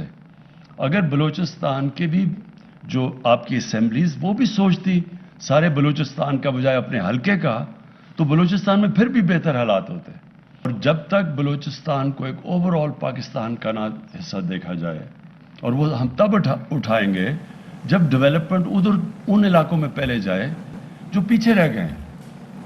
اور شیخ رشید صاحب جو کہ وفاقی وزیر داخلہ ہیں وہ کہتے ہیں کہ اگر سلیمان شہباز کو کلین چٹ مل گئی ہے تو آئے نا پاکستان, تایا کو بھی ساتھ لے آئیں.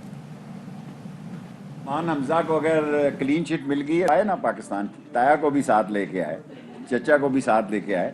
باقی عمران خان اس ملک میں اے وی ایم مشین اس لیے چاہتا ہے کہ روز روز یہ ختم ہو جائے, بات کے دھاندلی ہوئی ہے.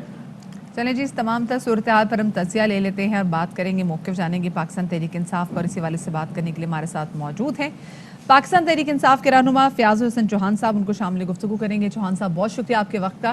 چوہان صاحب کل کی آئی ایم شیور آپ نے بھی پریس کانفرنس دیکھی ہوگی جس میں شہباز شریف صاحب کہہ رہے ہیں کہ وزیر اعظم عمران خان ان کو دن رات خواب میں دیکھتے ہیں, کروڑوں روپے صرف بھی کر دیے لیکن ایک ڈھیلے کی کرپشن وہ ثابت نہیں کر سکے. کیا کہنا چاہیں گے اس پہ آپ؟ شریف اور شہباز شریف, بیگم صفدر امان, نواز شریف, یہ بڑے ایکسپرٹ ہیں چیزوں کو دھوکہ دینے میں اور فریب کرنے میں, فراڈ کرنے میں.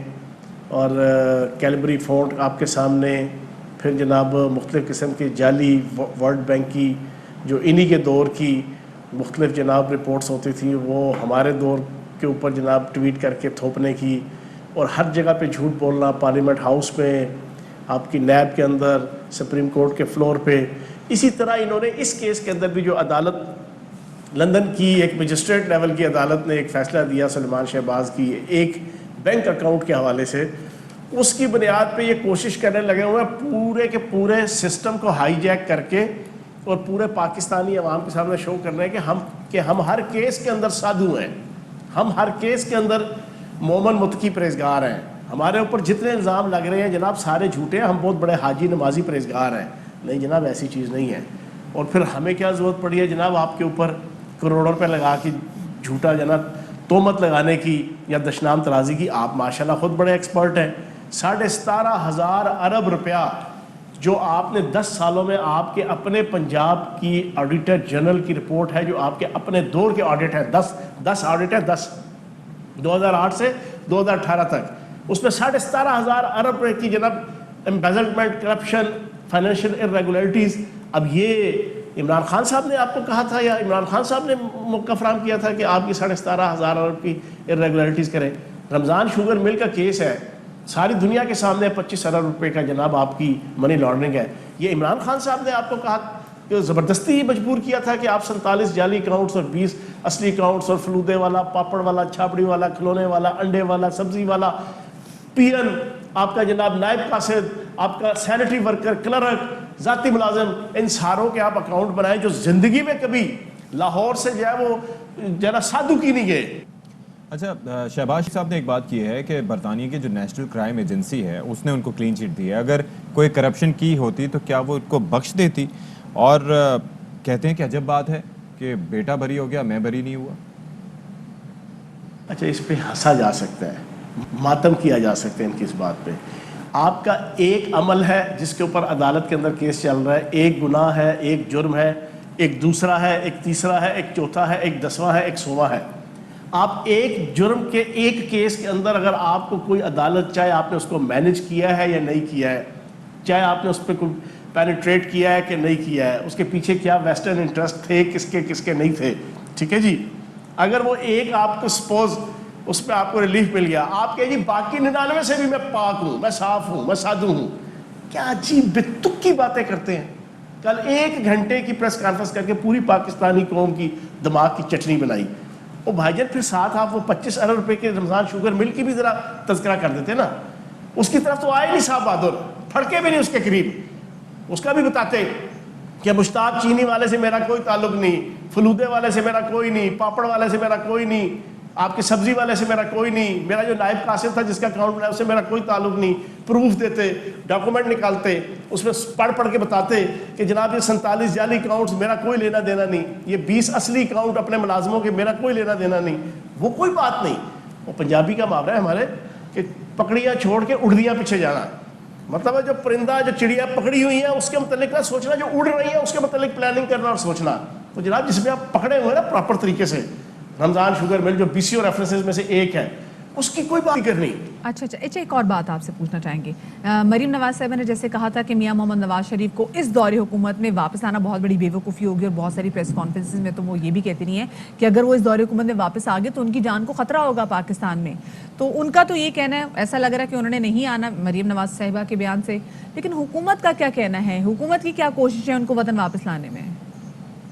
اس حکومت میں ہو یا اس حکومت میں ہو یا جس حکومت میں بھی ہو، انشاءاللہ نواز شریف صاحب جس اس حکومت میں بھی آئیں گے نا، وہ آ کے سب سے پہلے عدالتوں کا سامنا کریں گے.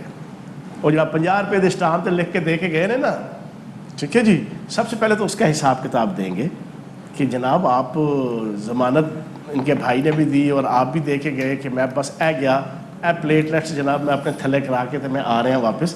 تو جناب عدالتوں کا تو سامنا کرنا پڑے گا. اور پھر آپ مجرم ہیں، بیگم صفدر امان صاحبہ مجرم ہیں، نواز شریف صاحب مجرم ہیں، کیپٹن صفدر امان مجرم ہیں. تو ایک مجرم کی حیثیت سے جو عدالتیں اور جو جیلیں جو ان کے متعلق جناب کانسٹیٹیوشنل حیثیت رکھتی ہیں، اسی کے مطابق ان کے ساتھ ٹریٹ ہوگا. ٹھیک ہے جی، بہت شکریہ فیاض حسن چوہان صاحب ہمارے ساتھ موجود تھے. تو یہ ایک الگ ڈیبیٹ ہے، وہ کہتے ہیں آئیں گے، یہ کہتے ہیں نہیں آئیں گے، اور پھر بلا بھی رہے ہیں کہ چیلنج بھی کر رہے ہیں، ساتھ ہی کہہ رہے ہیں کہ وہاں پر جو ہے وہ تو اپنی جگہ، پاکستان میں جو کرپشن کی ہے اس کا حساب یہیں پہ دینا ہوگا. اور ہم مین وائل یہ ویٹ کریں کہ حکومت ان کو واپس لے کر آئے گی. ہاں کوشش کریں کہ ظاہر ہے جو آپ کے پاس شواہد ہیں وہ برطانیہ کے ساتھ شیئر کریں، اور اگر وہ اتنے اچھے شواہد ہیں تو پھر ظاہر ہے کہ علاج کے گئے تھے. اب دیکھیں کتنا ٹائم ہو گیا ان کا علاج لیکن ان کو بھی کرنا چاہیے تھا علاج نا. مطلب انہوں نے کیا کیا؟ ان کا یہاں پہ ان کی طبیعت اتنی زیادہ خراب تھی، بار بار کہا جا رہا تھا کہ جی آج پیٹنٹس اتنے گر گئے ہیں اور ان کا بھی جانا بہت زیادہ. لیکن وہ پھر کمیشن بنا تھا نا، وہ تو یہیں کا حکومت کا بنایا گیا حکومت کا بنا تھا. حکومتی وزراء بھی اس میں رو پڑے تھے کہ ان کی حالت اتنی بری تھی، لیکن ونس جب وہ وہاں گئے تو اس کے بعد پھر ہم نے نہیں دیکھا کہ ایسا کوئی علاج ہوا. تو اب حکومت کی بھی ذمہ داری ہے کہ جب بار بار بات کرے تو حکومت بھی ان کو واپس لے کر آئے. اچھا جی، اب ذرا آگے بڑھتے ہیں، ایک اہم معاملے کے حوالے سے بات کرتے ہیں. اسلام آباد میں پچھلے دنوں ایک نہایت ہی خوفناک قسم کے سیریز آف ایونٹس شروع ہوئے، جس میں پتہ چلا کہ جی E11 کے ایریے میں ایک گیسٹ ہاؤس میں ایک شخص نے اندر گھس کے اپنے ساتھیوں کے ساتھ، وہاں پر کپل موجود تھا، ان کو ہراس کیا.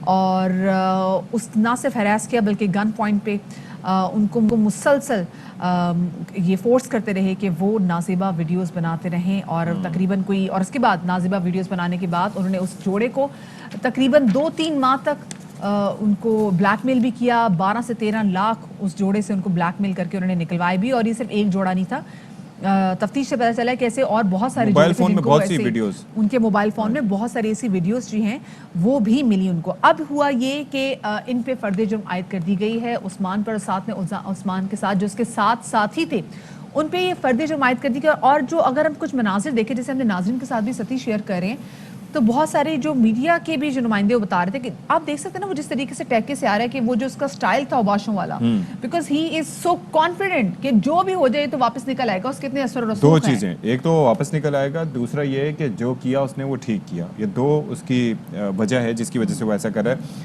اچھا، اب جو پستول اس کے پاس نکلا تھا اس کا بھی لائسنس نہیں تھا، وہ ایک الگ مقدمہ بنایا. یہ اس طریقے سے ہراسکی کے کیسز اور بھی کیے ہیں، اور بھی ویڈیوز ملی ہیں. کیس کہاں تک پہنچا ہے اس پر ذرا اب ہم بات کر لیتے ہیں. ہمارے ساتھ موجود ہیں بیرسٹر عباس ابریز خان صاحب. بیرسٹر صاحب بہت شکریہ، آپ نے ہمارے لیے وقت نکالا. یہ فرد جرم تو عائد کر دی گئی ہے، اب مزید معاملہ کہاں جاتا دکھائی دے رہا ہے آپ کو؟ دیکھیے جو فتح جرم عائد کرنے کے بعد جب ان کی جو ضمانتیں تھی اسلام آباد ہائی کورٹ میں 3 ملزمان کی ضمانتیں جب مسترد کی گئی تو اس وقت جسٹس صاحب کی بڑی کرسٹل کلیئرلی اور کیٹاگوریکلی اس چیز کی ڈائریکشن دے دی گئی کہ 2 مہینے کے اندر جو ہے اس کیس کا ٹرائل جو ہے وہ کنکلوڈ کیا جائے اور ڈے ٹو ڈے ہیئرنگ کی جائے، شہادتیں اکٹھی کی جائیں اور پھر اس کے بعد ان لوگوں کی سزا یا جزا کا فیصلہ کیا جائے. تو میں یہ سمجھتا ہوں کہ this is one of the high profile case in the judicial history of Pakistan, جس کے اندر جس بربریت کا، ظلم کا، شفافیت کا مظاہرہ کیا گیا. بہت کم کیسز ہیں جن کے اندر اس طرح کی صورتحال نظر آتی ہے. اور ایک شخص جو ہے وہ اپنے آپ کو ڈون سمجھتا ہے، جس کے اندر ندامت نہیں ہے، احساس جرم نہیں ہے یا احساس شرمندگی نہیں ہے، اور بجائے اس کے کہ وہ اس کے اندر کوئی ریلیکسیشن آئے یا بجائے اس کے کہ کوئی ندامت آئے، وہ میڈیا کے لوگوں کو بھی تھریٹ کر رہا ہے. وہ کوشش کر رہا ہے کہ جو وکٹمز ہیں. وجہ کیا ہے وقاص صاحب؟ اس کے بیک پہ کون ہے؟ کون اس کو سپورٹ کر رہا ہے؟ obviously وہ اگر جیل میں ہے تو کوئی نہ تو کوئی ہوگا جو اس کو نظام سارا چلا رہا ہے. وہ پتہ چل سکے کون؟ میں یہ سمجھتا ہوں کہ جب 2 مہینے بعد اس کیس کا فیصلہ آ جائے گا تو پھر اسے یہ پتہ چل جائے گا ہی از living in the fool paradise.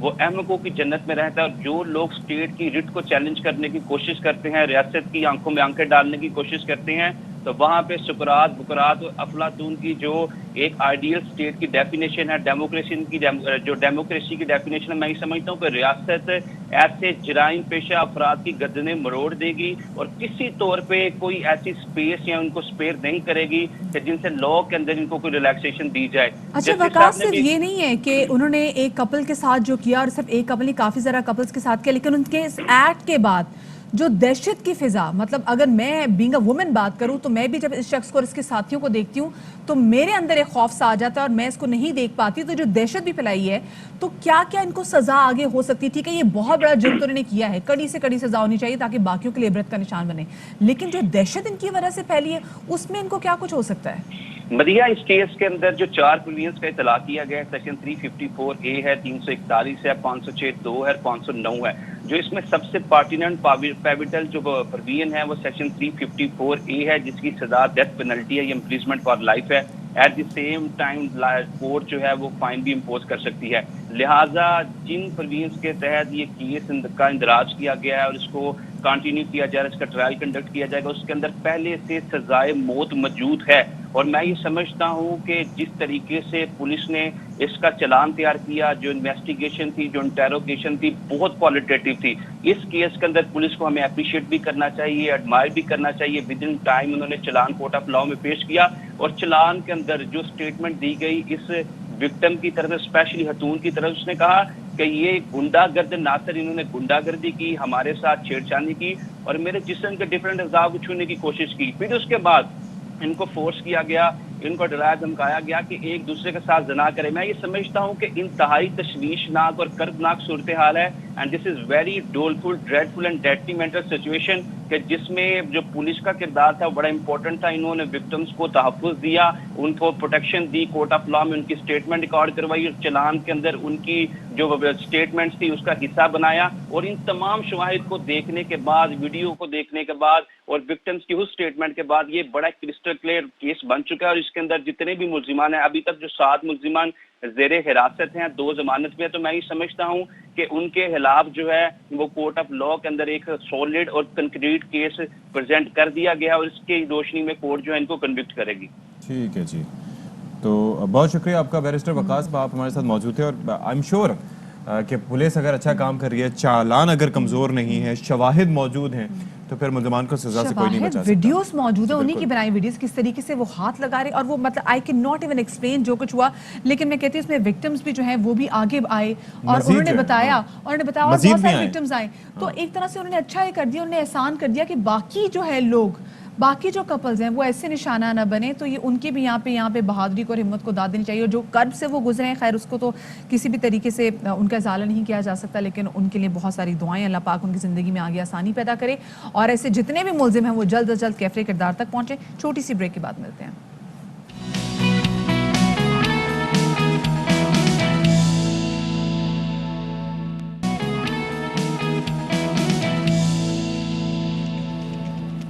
جی جناب، تو ابھی خبر ہے ملتان سے، جہاں کسٹم ملتان کی اسمگلنگ مافیاز کے خلاف جو کارروائیاں ہیں وہ عروج پر ہیں اور 2 ماہ کے دوران 48 करोड़ रुपए सरकारी खजाने में भी जमा कराए गए हैं, जबकि स्मगलिंग के खिलाफ शिकंजा मजीद सख्त करने की तैयारी मुकम्मल कर ली गई है और सदारती ऑर्डिनेंस के तहत अब स्मगलिंग में मुलविस अफराद की जायदादें भी भग के सरकार जब्त होंगी। बड़ी अच्छी बात है जी कि और ये देखें कि कंटिन्यूटी से कस्टम्स की जानिब से वहाँ पर कार्रवाइयाँ जारी हैं और ना सिर्फ ये कि जब्त की जा रही है, गाड़ियाँ भी आप देख सकते हैं कि जो कि जिनके ऊपर बिल पेश नहीं किए गए, इंपोर्ट ड्यूटीज़ पेश नहीं वो पे नहीं की गई, उनको भी जब्त किया गया है और इसके अलावा भी कार्रवाइयाँ की गई हैं। तो ये बड़ी अच्छी बात है कि कस्टम्स की जानिब से ये सारा कुछ हो रहा है। तो इसी पर हम ज़रा बात कर लेते हैं। हमारे साथ मौजूद है custom collector south Punjab Imran Ahmad साहब। बहुत शुक्रिया जी, आपने हमारे लिए वक्त निकाला। अच्छा, ये जो अक्सर हम सुनते थे और ये शिकायत होती थी कि यहाँ पर जो है वो कस्टम ये जो सामान है ऐसा अब वो स्मगलिंग का वो बासानी दस्तयाब है, बड़ी आराम से मिल जाता है। तो आपने तो कार्रवाइयाँ जो यहाँ पर की हैं उसके बाद सूरत हाल खासी मुख्तलिफ हो गई होगी अब तो।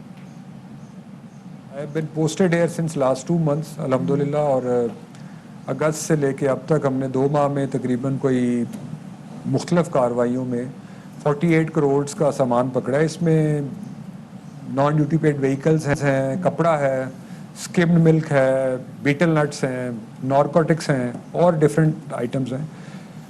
Basically to put the things in proper perspective, prime minister of Pakistan की बड़ी क्लियर कट पॉलिसी है कि स्मगलिंग के बारे में ज़ीरो टॉलरेंस की पॉलिसी होगी।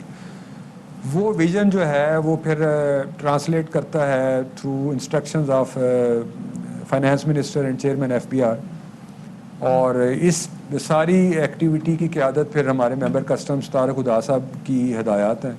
सही, ठीक है। अच्छा, तो बड़ी ज़बरदस्त बात है कि जिस तरीके से कस्टम का इदारा है बड़ी ज़बरदस्त तरीके से कार्रवाइयाँ कर रहा है, शिकंजा तंग कर रहा है स्मगलर्स के खिलाफ, लेकिन उसके बावजूद हम देख रहे हैं कि स्मगलिंग नहीं रुक रही।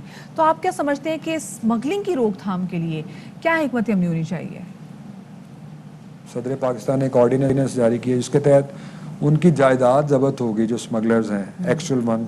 उस तरफ भी हम देख रहे हैं कि जो एक्चुअल ओनर्स हैं उनकी फोरफीचर ऑफ प्रॉपर्टी की तरफ हम जाएंगे इंशाल्लाह। और वही बात है कि जो एक विजन है प्राइम मिनिस्टर का, FM का और चेयरमैन FBR का, उसको हम ट्रांसलेट कर रहे हैं अपनी जो मैक्सिमम हमारी कैपेसिटी है in spite of our limited resources. अल्हम्दुलिल्लाह जितने भी रिसोर्सेज हमें FBR और गवर्नमेंट प्रोवाइड भी कर रहे हैं, कुछ हमने मज़ीद भी रिक्वेस्ट की हुई हैं कि नए सिपाही भर्ती किए जाएं, क्योंकि पुराने सिपाही हमारे जो 50+ हैं वो इतने ज़्यादा एक्टिव नहीं हो सकते।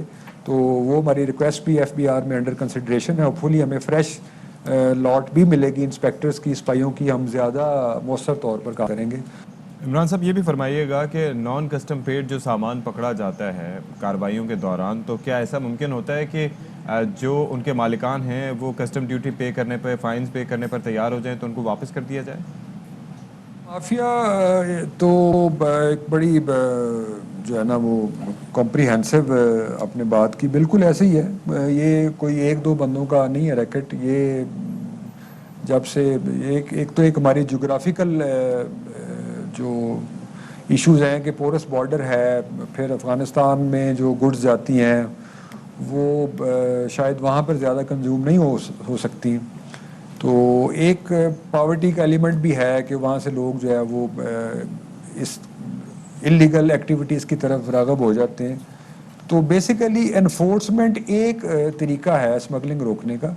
FBR का जो विज़न है या कॉन्सेप्ट है वो उसका एक पहलू है एनफोर्समेंट के, स्मगलिंग के जो रोकने का। बाकी हम टैरिफ मेजर्स के ज़रिए कि आप टैरिफ अगर कम करें चीज़ों का तो लोग जायज़ तजारत की तरफ आएँ, इसलिए हमने चमन पे कस्टम स्टेशन बनाया हुआ है, तोरखम पे बनाया हुआ है, वाघा पे बनाया हुआ है, और अभी PM साहब ने कहा कि जो मार्केट्स बनाएं ट्रेड को प्रमोट करने की। तो कोशिश ये भी है कि लोगों को स्मगलिंग रजीम से हम ट्रेड रजीम की तरफ लेके आया जाए। सही, वो ये बहुत अच्छी कोशिश की। बहुत शुक्रिया जी। हमारे साथ custom collector south Punjab Imran Ahmad साहब मौजूद थे और इस हवाले से हमसे बातचीत कर रहे थे। आपका बहुत शुक्रिया। अब जरा आगे बढ़ते हैं और एक नहायत आम मामले के हवाले से बात करते हैं, जहाँ पर पाकिस्तानियों ने सुकून का सांस दिया कि अब कोविड के केसेस थोड़े कम होने शुरू हुए हैं। वहाँ पर हम देख रहे हैं कि एकदम से जो डेंगू के केसेस हैं वो बढ़ते चले जा रहे हैं, चाहे वो सिंध हो, चाहे वो पंजाब हो, चाहे वो खैबर पख्तूनख्वा हो। हम देखने की जो सूरत हाल है वो काफ़ी ज़्यादा कंसर्निंग होती चली जा रही है डेंगू को लेकर। अगर हम सिर्फ इस्लामाबाद के वाले से बात करें تو اسلام آباد، پنجاب، کے پی کے اور سندھ میں ڈینگی کے جیسے وار جاری ہیں. اور اسلام آباد میں 24 گھنٹے کے دوران مزید 58 کیسز سامنے آئے ہیں اور رواں سیزن میں مجموعی طور پر اگر دیکھا جائے تو 275 کیسز اور 3 افراد ڈینگی کی وجہ سے انتقال کر چکے ہیں. اور ایک اور چیز یہ بھی ہے کہ اسلام آباد کے جو نواحی علاقے اور دیہی علاقے ہیں وہ ڈینگی سے زیادہ متاثر ہیں. اس کے ساتھ ساتھ اوور آل پورے ملک میں یہ صورتحال ہے. پشاور سے کیسز رپورٹ ہو رہے ہیں اور 245 وہاں سے ہیں. سندھ میں 38 کیسز رپورٹ ہوئے ہیں اور 8 افراد اپنی زندگی کی بازی بھی ہار چکے ہیں. اور پنجاب میں بھی ستی بہت بری کنڈیشن ہے. لوگ جو ہیں کافی زیادہ پریشان نظر آ رہے ہیں کیونکہ ڈینگی کے کیسز دن بدن بڑھتے چلے جا رہے ہیں. اور اگر اسپتالوں کا رخ کریں تو جہاں پر پہلے کہتے تھے جی کووڈ وارڈ جو ہیں وہاں پہ کوئی بیڈ خالی نہیں، تو اب ڈینگی جو وارڈز ہیں وہاں پر بھی دیکھا جا رہا ہے کہ صورتحال کافی زیادہ ابتر ہوتی چلی جا رہی ہے. اسی والے سے بات کرنے کے لیے ہمارے ساتھ اسٹوڈیوز میں موجود ہیں ڈاکٹر عمر سلمان، فزیشین کنسلٹنٹ میڈیسن ہے، JPMC ہمارے ساتھ موجود ہے. بہت شکریہ ڈاکٹر صاحب آپ کا کہ آپ نے ہمیں وقت دیا.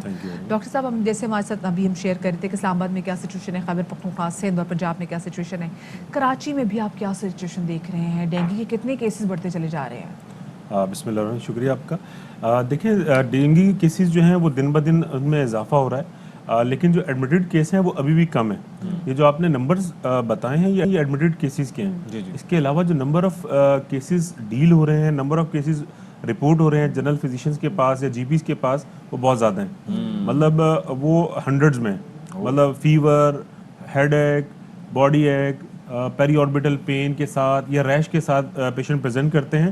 پھر جو کیسز کمپلیکیٹ ہوتے ہیں بلیڈنگ کے ساتھ یا ساتھ اسائٹیز یا پلورل افیوژن یا ان چیزوں کے ساتھ، تو وہ جا کے ٹرچی کیئر ہاسپٹل میں رپورٹ ہو رہے ہیں. وہ تعداد آپ نے مینشن کی ہے.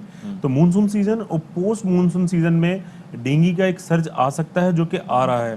اور اس دفعہ دیکھیں آپ نے موٹیلٹی بھی بتائی ہے کہ 8 لوگ جو ہیں وہ اپنی جان سے آلریڈی ان کی ڈیتھ ہو چکی ہے. 38 رپورٹڈ کیسز ہیں، ان میں سے 8 جان جی. تو اس کا مطلب موٹیلٹی ریشو بھی زیادہ ہے. اس دفعہ ڈینگی جینوم میں میرے خیال میں کچھ ویریئنٹ چینج ہوا ہے جس کی وجہ سے کمپلیکیشن زیادہ ہو رہی ہیں، لیٹیلٹی زیادہ ہے. ہاں موٹیلٹی زیادہ ہے. تو ہمیں جو ہے نا پریونشن کی طرف، چونکہ ایک پریونٹیبل ڈیزیز ہے تو ہمیں پریونشن کی طرف زیادہ فوکس کرنا چاہیے، خاص طور پر مونسون سیزن اور بارشوں کے بعد، اور جب بارشوں کا پانی جمع ہوتا ہے یا اس کے بعد کا جو سیزن ہوتا ہے، اس کا جو ماسکیٹو ہوتا ہے اس کی گروئنگ جو چیزیں ہوتی ہیں، جو پولنگ واٹر ہوتا ہے اس کو زیادہ پنپتا ہے اس وقت زیادہ. جی جی. اچھا جیسے ڈاکٹر صاحب آپ نے بات بھی کی کہ اسپتالوں میں ویسے اتنا رش نہیں، کیونکہ بہت سارے لوگ جو ہیں وہ کووڈ کے خوف سے بھی جو اسپتالوں کا رخ کرنے سے ڈر رہے تھے. ان کو ہوتا ہے کہ ہم گھر رہ کے ہی جو کچھ ہو سکتا ہے ہم کر سکتے ہیں، انلیس انٹل دیکھیں کہ ان میں پلیٹلیٹس کی جو کاؤنٹ ہے وہ گرنے لگ جائے. یہ بتائیں کہ آپ نے جو سندھ میں اور کراچی میں خود جو آپ آبزرو کریں، آپ کو لگتا ہے کہ اقدامات کافی کیے گئے ہیں، اسپریز اتنے کیے گئے ہیں ڈینگی سے بچاؤ کے لیے؟ دیکھیں آپ کی بات درست ہے. میں نے کہا نا کہ ڈینگی فیور کی بھی سٹیجز ہوتی ہیں. فرسٹ ڈینگی فیور ہوتا ہے، پھر 3 سے 4 دن کے بعد وہ ہیمریجک فیز میں جاتا ہے، پھر شوک میں جاتا ہے. تو انیشیلی جو پیشنٹس ہوتے ہیں نا وہ محلے کے یا نیئر بائی جو GP کلینکس ہوتے ہیں وہاں رپورٹ کرتے ہیں. لیکن اگر آپ دیکھیں کہ کیا اقدامات کیے گئے ہیں آپ کی ہماری سوسائٹیز میں، تو وہ ان ایفیشینٹ ہیں. مطلب کوئی اسپریز نہیں ہوئے، جو کہ ایک 2010-11 میں سرج آیا تھا ڈینگی کا، اس کے بعد پنجاب گورنمنٹ نے ایک مہم شروع کی تھی. اس طرح کوئی مہم نظر نہیں آ رہی کراچی کی سطح پہ، نہ سوسائٹیز میں، نہ محلوں میں، نہ گلی میں کوئی. وہاں پر تو باقاعدہ سرویلنس سیلز بھی ہے، وہاں پر لاروا بھی اس کا تلف کیا جاتا ہے اور کافی کچھ. لیکن اس دفعہ وہ بھی دیر کوائٹ سلو. یہ جو کنفیوژن ہے اس وقت، کنفیوژن یہ ہے کہ جناب ہم آفس آ رہے ہیں یا کہیں پر بھی جا رہے ہیں، ہم اپنے ساتھ ایک سینیٹائزر کا اسپرے لے کے چل رہے ہیں، ٹھیک ہے، ماسک پہن رہے ہیں. اب کیا ساتھ میں مچھر مار اسپرے بھی لے کے چلیں گے؟ کیا کریں؟ یہ دیکھیں اصل میں دیکھیں جب آپ جاگ رہے ہیں نا پھر تو مچھر آپ کو نہیں کاٹے گا. جب آپ سو رہے ہیں تو پھر آپ ماسکیٹو ریپیلنٹ کا یوز کریں یا نیٹنگ کا استعمال کریں. اور اس کی گرو روکنے کے لیے جو ہے نا وہ انڈیویجول سطح پہ آپ اپنے گھروں پہ اسپرے کا استعمال کریں. اور کلیکٹیولی جو ہے نا ابھی KMC ہے، ایڈمنسٹریٹر صاحب ہے، مرتضیٰ بھاب صاحب ہیں، ان کو چاہیے کہ کراچی میں اسپرے کروائیں. آج بارش ہے، بارش ایکسپیکٹڈ ہے، تو جیسی بارشیں ختم ہو تو فوراً اسپرے کرائیں تاکہ جو ہے نا اس کا ماسکیٹو اور اس کا لاروا جو ہے نا گرو نہ کر سکے. کیونکہ ڈاکٹر صاحب پچھلے سال جب بارش ہوئی تھی تو اس کے بعد میں دیکھا تھا کہ بہت ساری جو خیابان ہیں وہ تو جوہر بن گئی تھیں، گھر بن گیا تھا مچھروں کا. وہاں پہ اتنے مچھر جو ایک دم سے آ گئے تھے. تو آپ صحیح بات کریں کہ بہت زیادہ سب جگہ جو ایگزیکٹلی، مطلب وہ مچھروں کی نا پیدائش کا وہ کہتے ہیں نا میٹرنیٹی وارڈ بن چکا تھا، اتنے وہاں پہ ذرا آباد ہو گئے تھے. اچھا اب یہ مجھے بتائیں کہ آگے کوئی جیسے ان کے اوقات کے بارے میں کہا جاتا ہے کہ جی اس جو ڈینگی کا مچھر ہے وہ صبح کے ٹائم ہے اور ایک شام کا اسپیسیفک ٹائم ہے، یہ اس ٹائم پہ جو وہ مادہ مچھر ہے وہ آپ پہ اٹیک کرتی ہے. دیکھیں اس میں جو ٹائم ہے نا آفٹر فجر، جب سورج نکل رہا ہوتا ہے، یہ اس کا ٹائم ہے. جس میں خاص طور پہ یہ مچھر کاٹتا ہے اس کی وجہ سے ڈینگی ہو جاتا ہے. اور عصر کے بعد کا جو ٹائم ہے دیکھیں ہاف سلیو میں نے خود بھی پہنی ہوئی ہے, لوگ جو ہے پورے کپڑے پہنے, خاص طور بچوں کو جو ہے نا پورے کپڑے پہنائیں ان اوقات میں, اور ان کو جو ہے نا جو ہم مچھر والا ایریا ہے جہاں مچھروں کی افزائش ہوتی ہے ان سے دور رکھیں, خاص طور پہ بچوں اور بڑوں کو.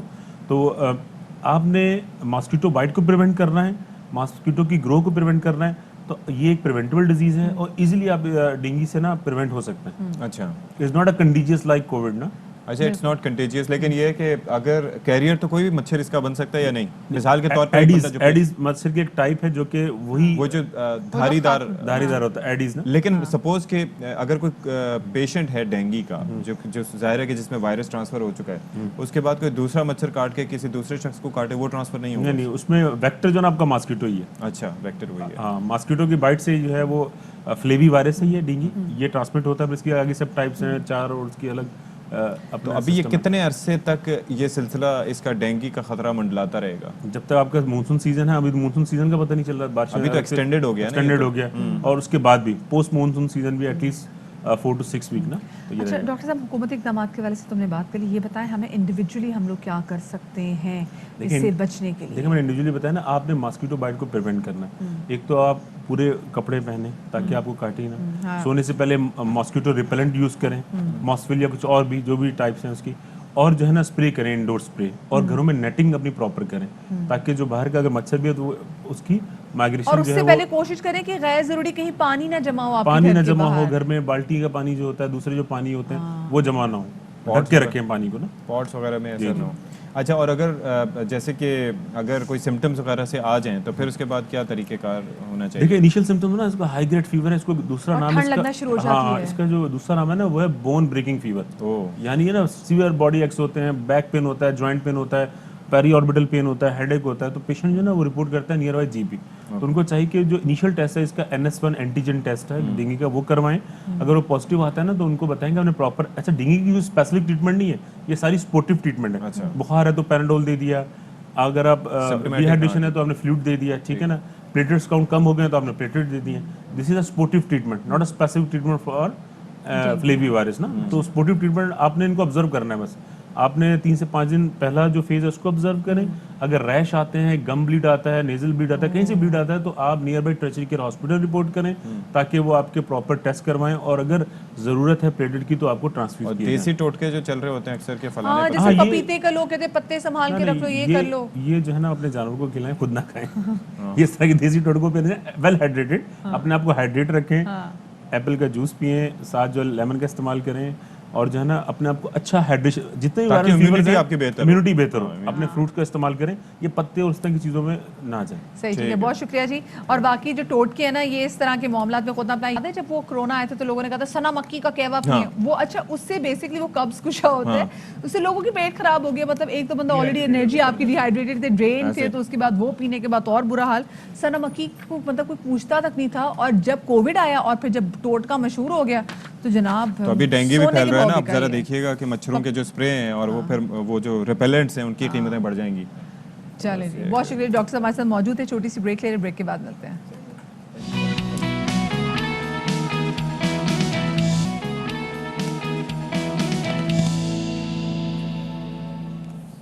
جی تو welcome back after the break. اور بریک کے بعد ہم آپ کو لے چلیں گے لاہور, میرے شہر, اور میرا شہر ایک جہاں پر بہت ساری چیزوں کی وجہ سے بہت زیادہ مشہور ہے. تو وہاں پر بہت ہی زبردست سنگرز کو لے کے بھی جو ہے نا وہ لاہور جو ہے کافی زیادہ مشہور ہے. ہاں, ٹیلنٹ بہت زیادہ اس وجہ سے کیونکہ بچوں کی وہاں پہ کافی زیادہ اکیڈمیز بھی ہم دیکھتے ہیں کہ چھوٹے چھوٹے بچے, ان کی بھی اپنی سنگنگ اکیڈمیز ہیں. تو آج بھی ہم جن سنگر سے آپ کی ملاقات کروانے جا رہے ہیں, یہ بھی بچی ہیں, چھوٹی ہیں, 11 سال ان کی عمر ہے. نام ان کا ہے جی برینہ عمر. اور برینہ جو ہے عمر تو ان کی کافی چھوٹی ہے, لیکن سور ان کے بڑے پکے ہیں, اور جو سننے والے جناب ان کو داد دیے بغیر نہیں رہتے. کمال کی بات ہے. ویسے سر تو میرے بھی پکے ہیں, لیکن مجھے کوئی سننے کی جسارت نہیں کرتی. نہیں, آج سنیں گے, آج پوری قوم آپ کو سنے گی. ریاض نہیں کیا ہوا میں میتھمیٹکس کر لوں, پھر اس کے بعد جو ہے وہ پھر I'll be in practice. کچھ تھوڑا سا گنگنا دیں آپ. بس جس نے آنا تھا نا وہ بھی نہیں آئے گا, مجھے ڈر ہے برینہ بھی نہ بھاگ جائے. تو اس سے پہلے اے ابرم, آج اتنا برس میرا گلا خراب ہو گیا آپ کے اس ریاض کی جو آپ نے وہ مجھ سے کہا تھا اس کی وجہ سے. استغفر چلے جی جو آج کی باری بہت ہی پیاری گیسٹ ہے. آپ نے ایک طرف ستی کو سنا, ستی نے جو آ کیا تو جس نے آنا تھا انہوں نے جانا, انہوں نے کہا جی اب جانا میرے لیے مقصود ہو گیا. لیکن جو ہمارے پاس آج آ رہی ہیں 11 سال کی ہے برینا, ہمارے ساتھ موجود ہے لاہور سے. برینا, السلام علیکم برینا, ویلکم ٹو باخبر سویرا. مسکرا رہی ہے میری آواز سن کے. ابھی پوچھتے ہیں. جی میں ٹھیک ہوں, آپ کیسی ہیں؟ بالکل ٹھیک. اچھا برینا, ابھی جو ساتھ میں ہمارے ستی بھائی بیٹھے نا, انہوں نے بھی جو آ کی تھی وہ بتا رہے تھے کہ وہ بھی آپ کی طرح بڑے سریلے ہیں. تو آپ کو ان کی آ بیٹا کتنی سریلی لگی بتاؤ پہلے, سچ سچ قسم ہے تمہیں تمہاری گٹار کی. برینا شی از جیلس. جی اچھی لگی. Thank you so much Brina, you are such a nice singer. اپنے گٹار کی قسم کھا کے بولا, چلے کوئی بات نہیں. اچھا برینا, مجھے بچے یہ بتاؤ 11 سال کی آپ ہو, کب سے آپ نے گانا گانا شروع کیا؟ مجھے 2 ایئرز ہو گئے ہیں. مجھے سیکھتے ہوئے سرتال میوزک اکیڈمی سے, اور ہم ڈیلی 2 گھنٹے ریاض بھی کرتے ہیں. اور مطلب میں نے نا, میرے پاپا نے پراپر پہلے میری اکیڈمی نہیں لگوائی تھی. میں پہلے نعتیں وغیرہ کو کمپٹیشنز ہوتا تھے تو پھر میں اس میں پارٹیسپیٹ کرتی تھی. تو پھر پاپا نے میرے لیے پراپر اکیڈمی لگوائی جس میں سر ضیاء الحق ہمیں سکھاتے ہیں, اور ہم ڈیلی 2 گھنٹے ریاض کرتے ہیں. کیا بات ہے. تو برینا, اپنے گھر میں آپ بچے اکیلی ہو یا آپ کے گھر میں کسی اور کو بھی شوق ہے؟ جی میرے چھوٹے بھائی کو شوق ہے, چھوٹی بہن بھی گاتی ہے. مطلب ان کی آواز ٹھیک ہی ہے بس. ہاں ٹھیک ہی ہے بس, ٹھیک ہے. تو پہلے بچے کچھ ذرا سناؤ پھر, تاکہ ستی بھائی بھی آپ سے کچھ ٹپس لینا چاہتے ہیں سنگنگ کی. میں آپ کو سناؤں گی ایئر وائی ڈیجیٹل کا میرے پاس تم ہو کا OST, جو میرا بہت فیوریٹ ڈرامہ تھا. اور اس میں میرے فیوریٹ ہیرا مانی اور عدنان صدیقی تھے, اور میری وش ہے کہ میں ان کے ساتھ ملوں, اور اب میں آپ کو سناؤں گی. کیا بات ہے. چلے جی ٹھیک ہے, ہو جائے پھر. بھول جانے کا ہنر مجھ کو سکھاتے جاؤ, جا رہے ہو تو سبھی نقش مٹاتے جاؤ, چلو رسم ہی سہی موڑ کے مجھے دیکھ تو لو, توڑتے توڑتے تعلق کو نبھاتے جاؤ.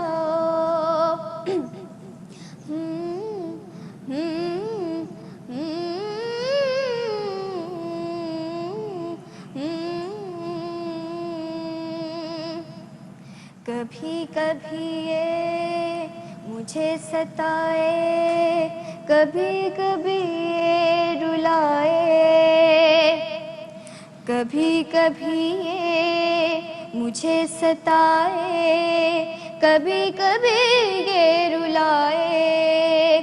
فقط میرے دل سے اتر جائے گا, فقط میرے دل سے اتر جائے گا, بچھڑنا مبارک بچھڑ جائے گا.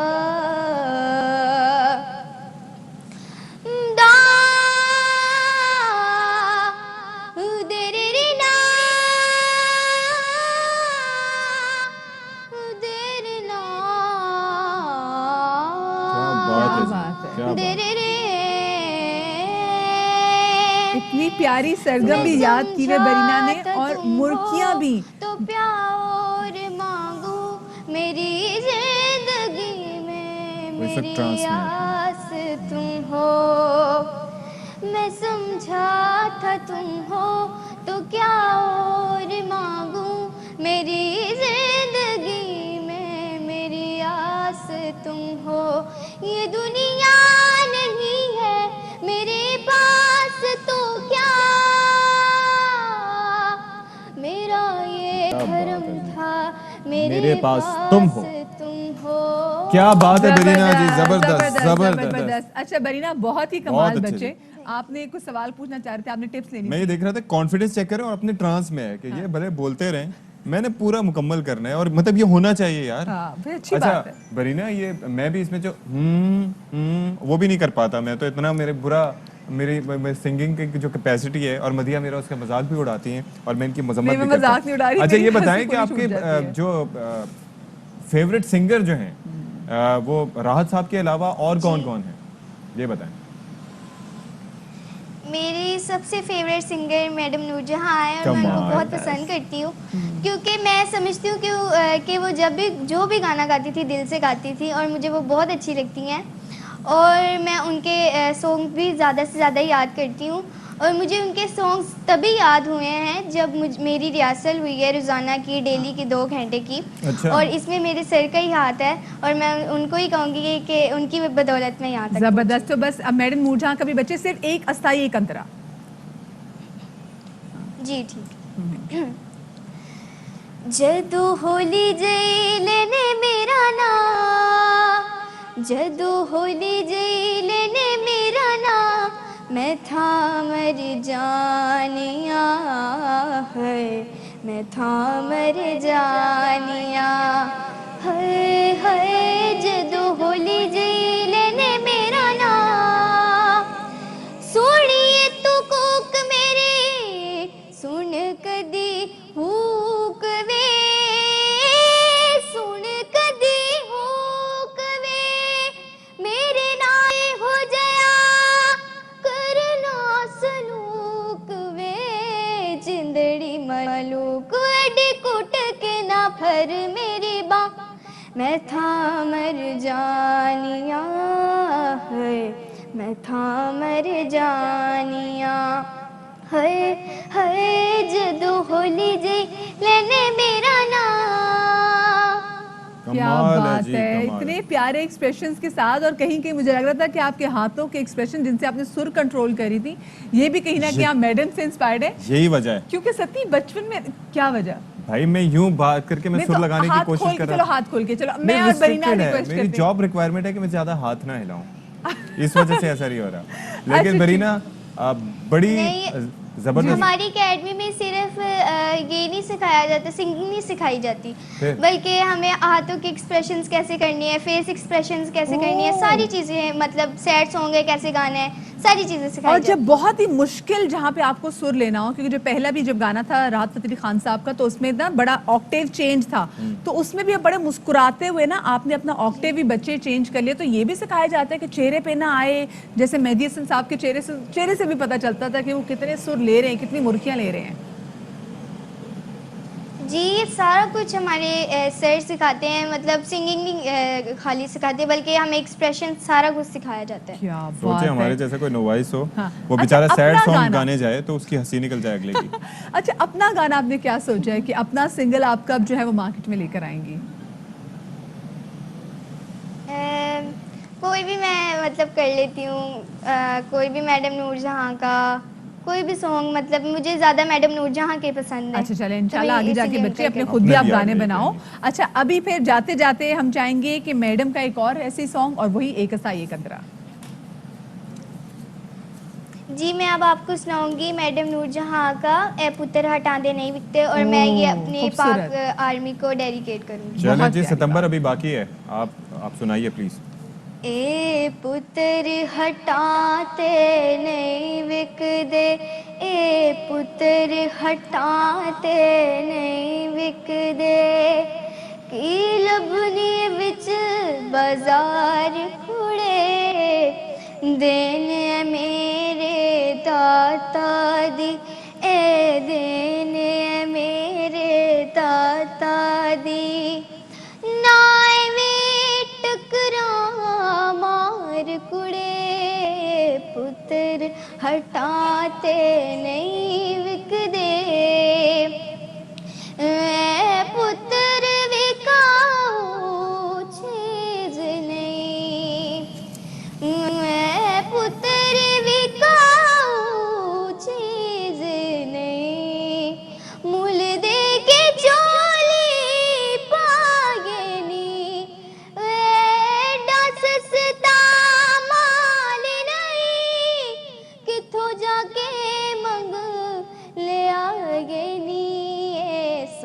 سودا نقد بھی نہیں ملدا اے سودا نقد بھی نہیں ملدا تو لبد پھرے ادھار کیا بات ہے کڑے کیا بات ہے پتر ہٹاتے نہیں وکدے ماشاءاللہ ماشاءاللہ بہت شکریہ جی. برینہ ندیم ہمارے ساتھ موجود تھی. برینہ بچے best of luck for your future. اتنی پیاری سنگر ہو اور سروں کی تمیز بھی ہے, سروں کا احترام بھی ہے برینہ میں, تو یہ سب سے پیاری بات تھی. احترام تو مجھ میں بھی ہے لیکن ادائیگی نہیں ہوتی. نہیں آپ کا احترام یہ ہے کہ آپ کتنے گانا نہیں ہے, بس یہ آپ پہ پلیز, یہ آپ احترام کرتے تو پلیز آپ کی بڑی مہربانی ہم پہ.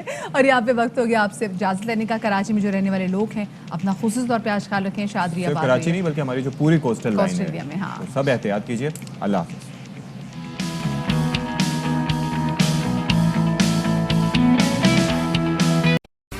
اہم ترین خبریں اب ایک کلک کی دوری پر.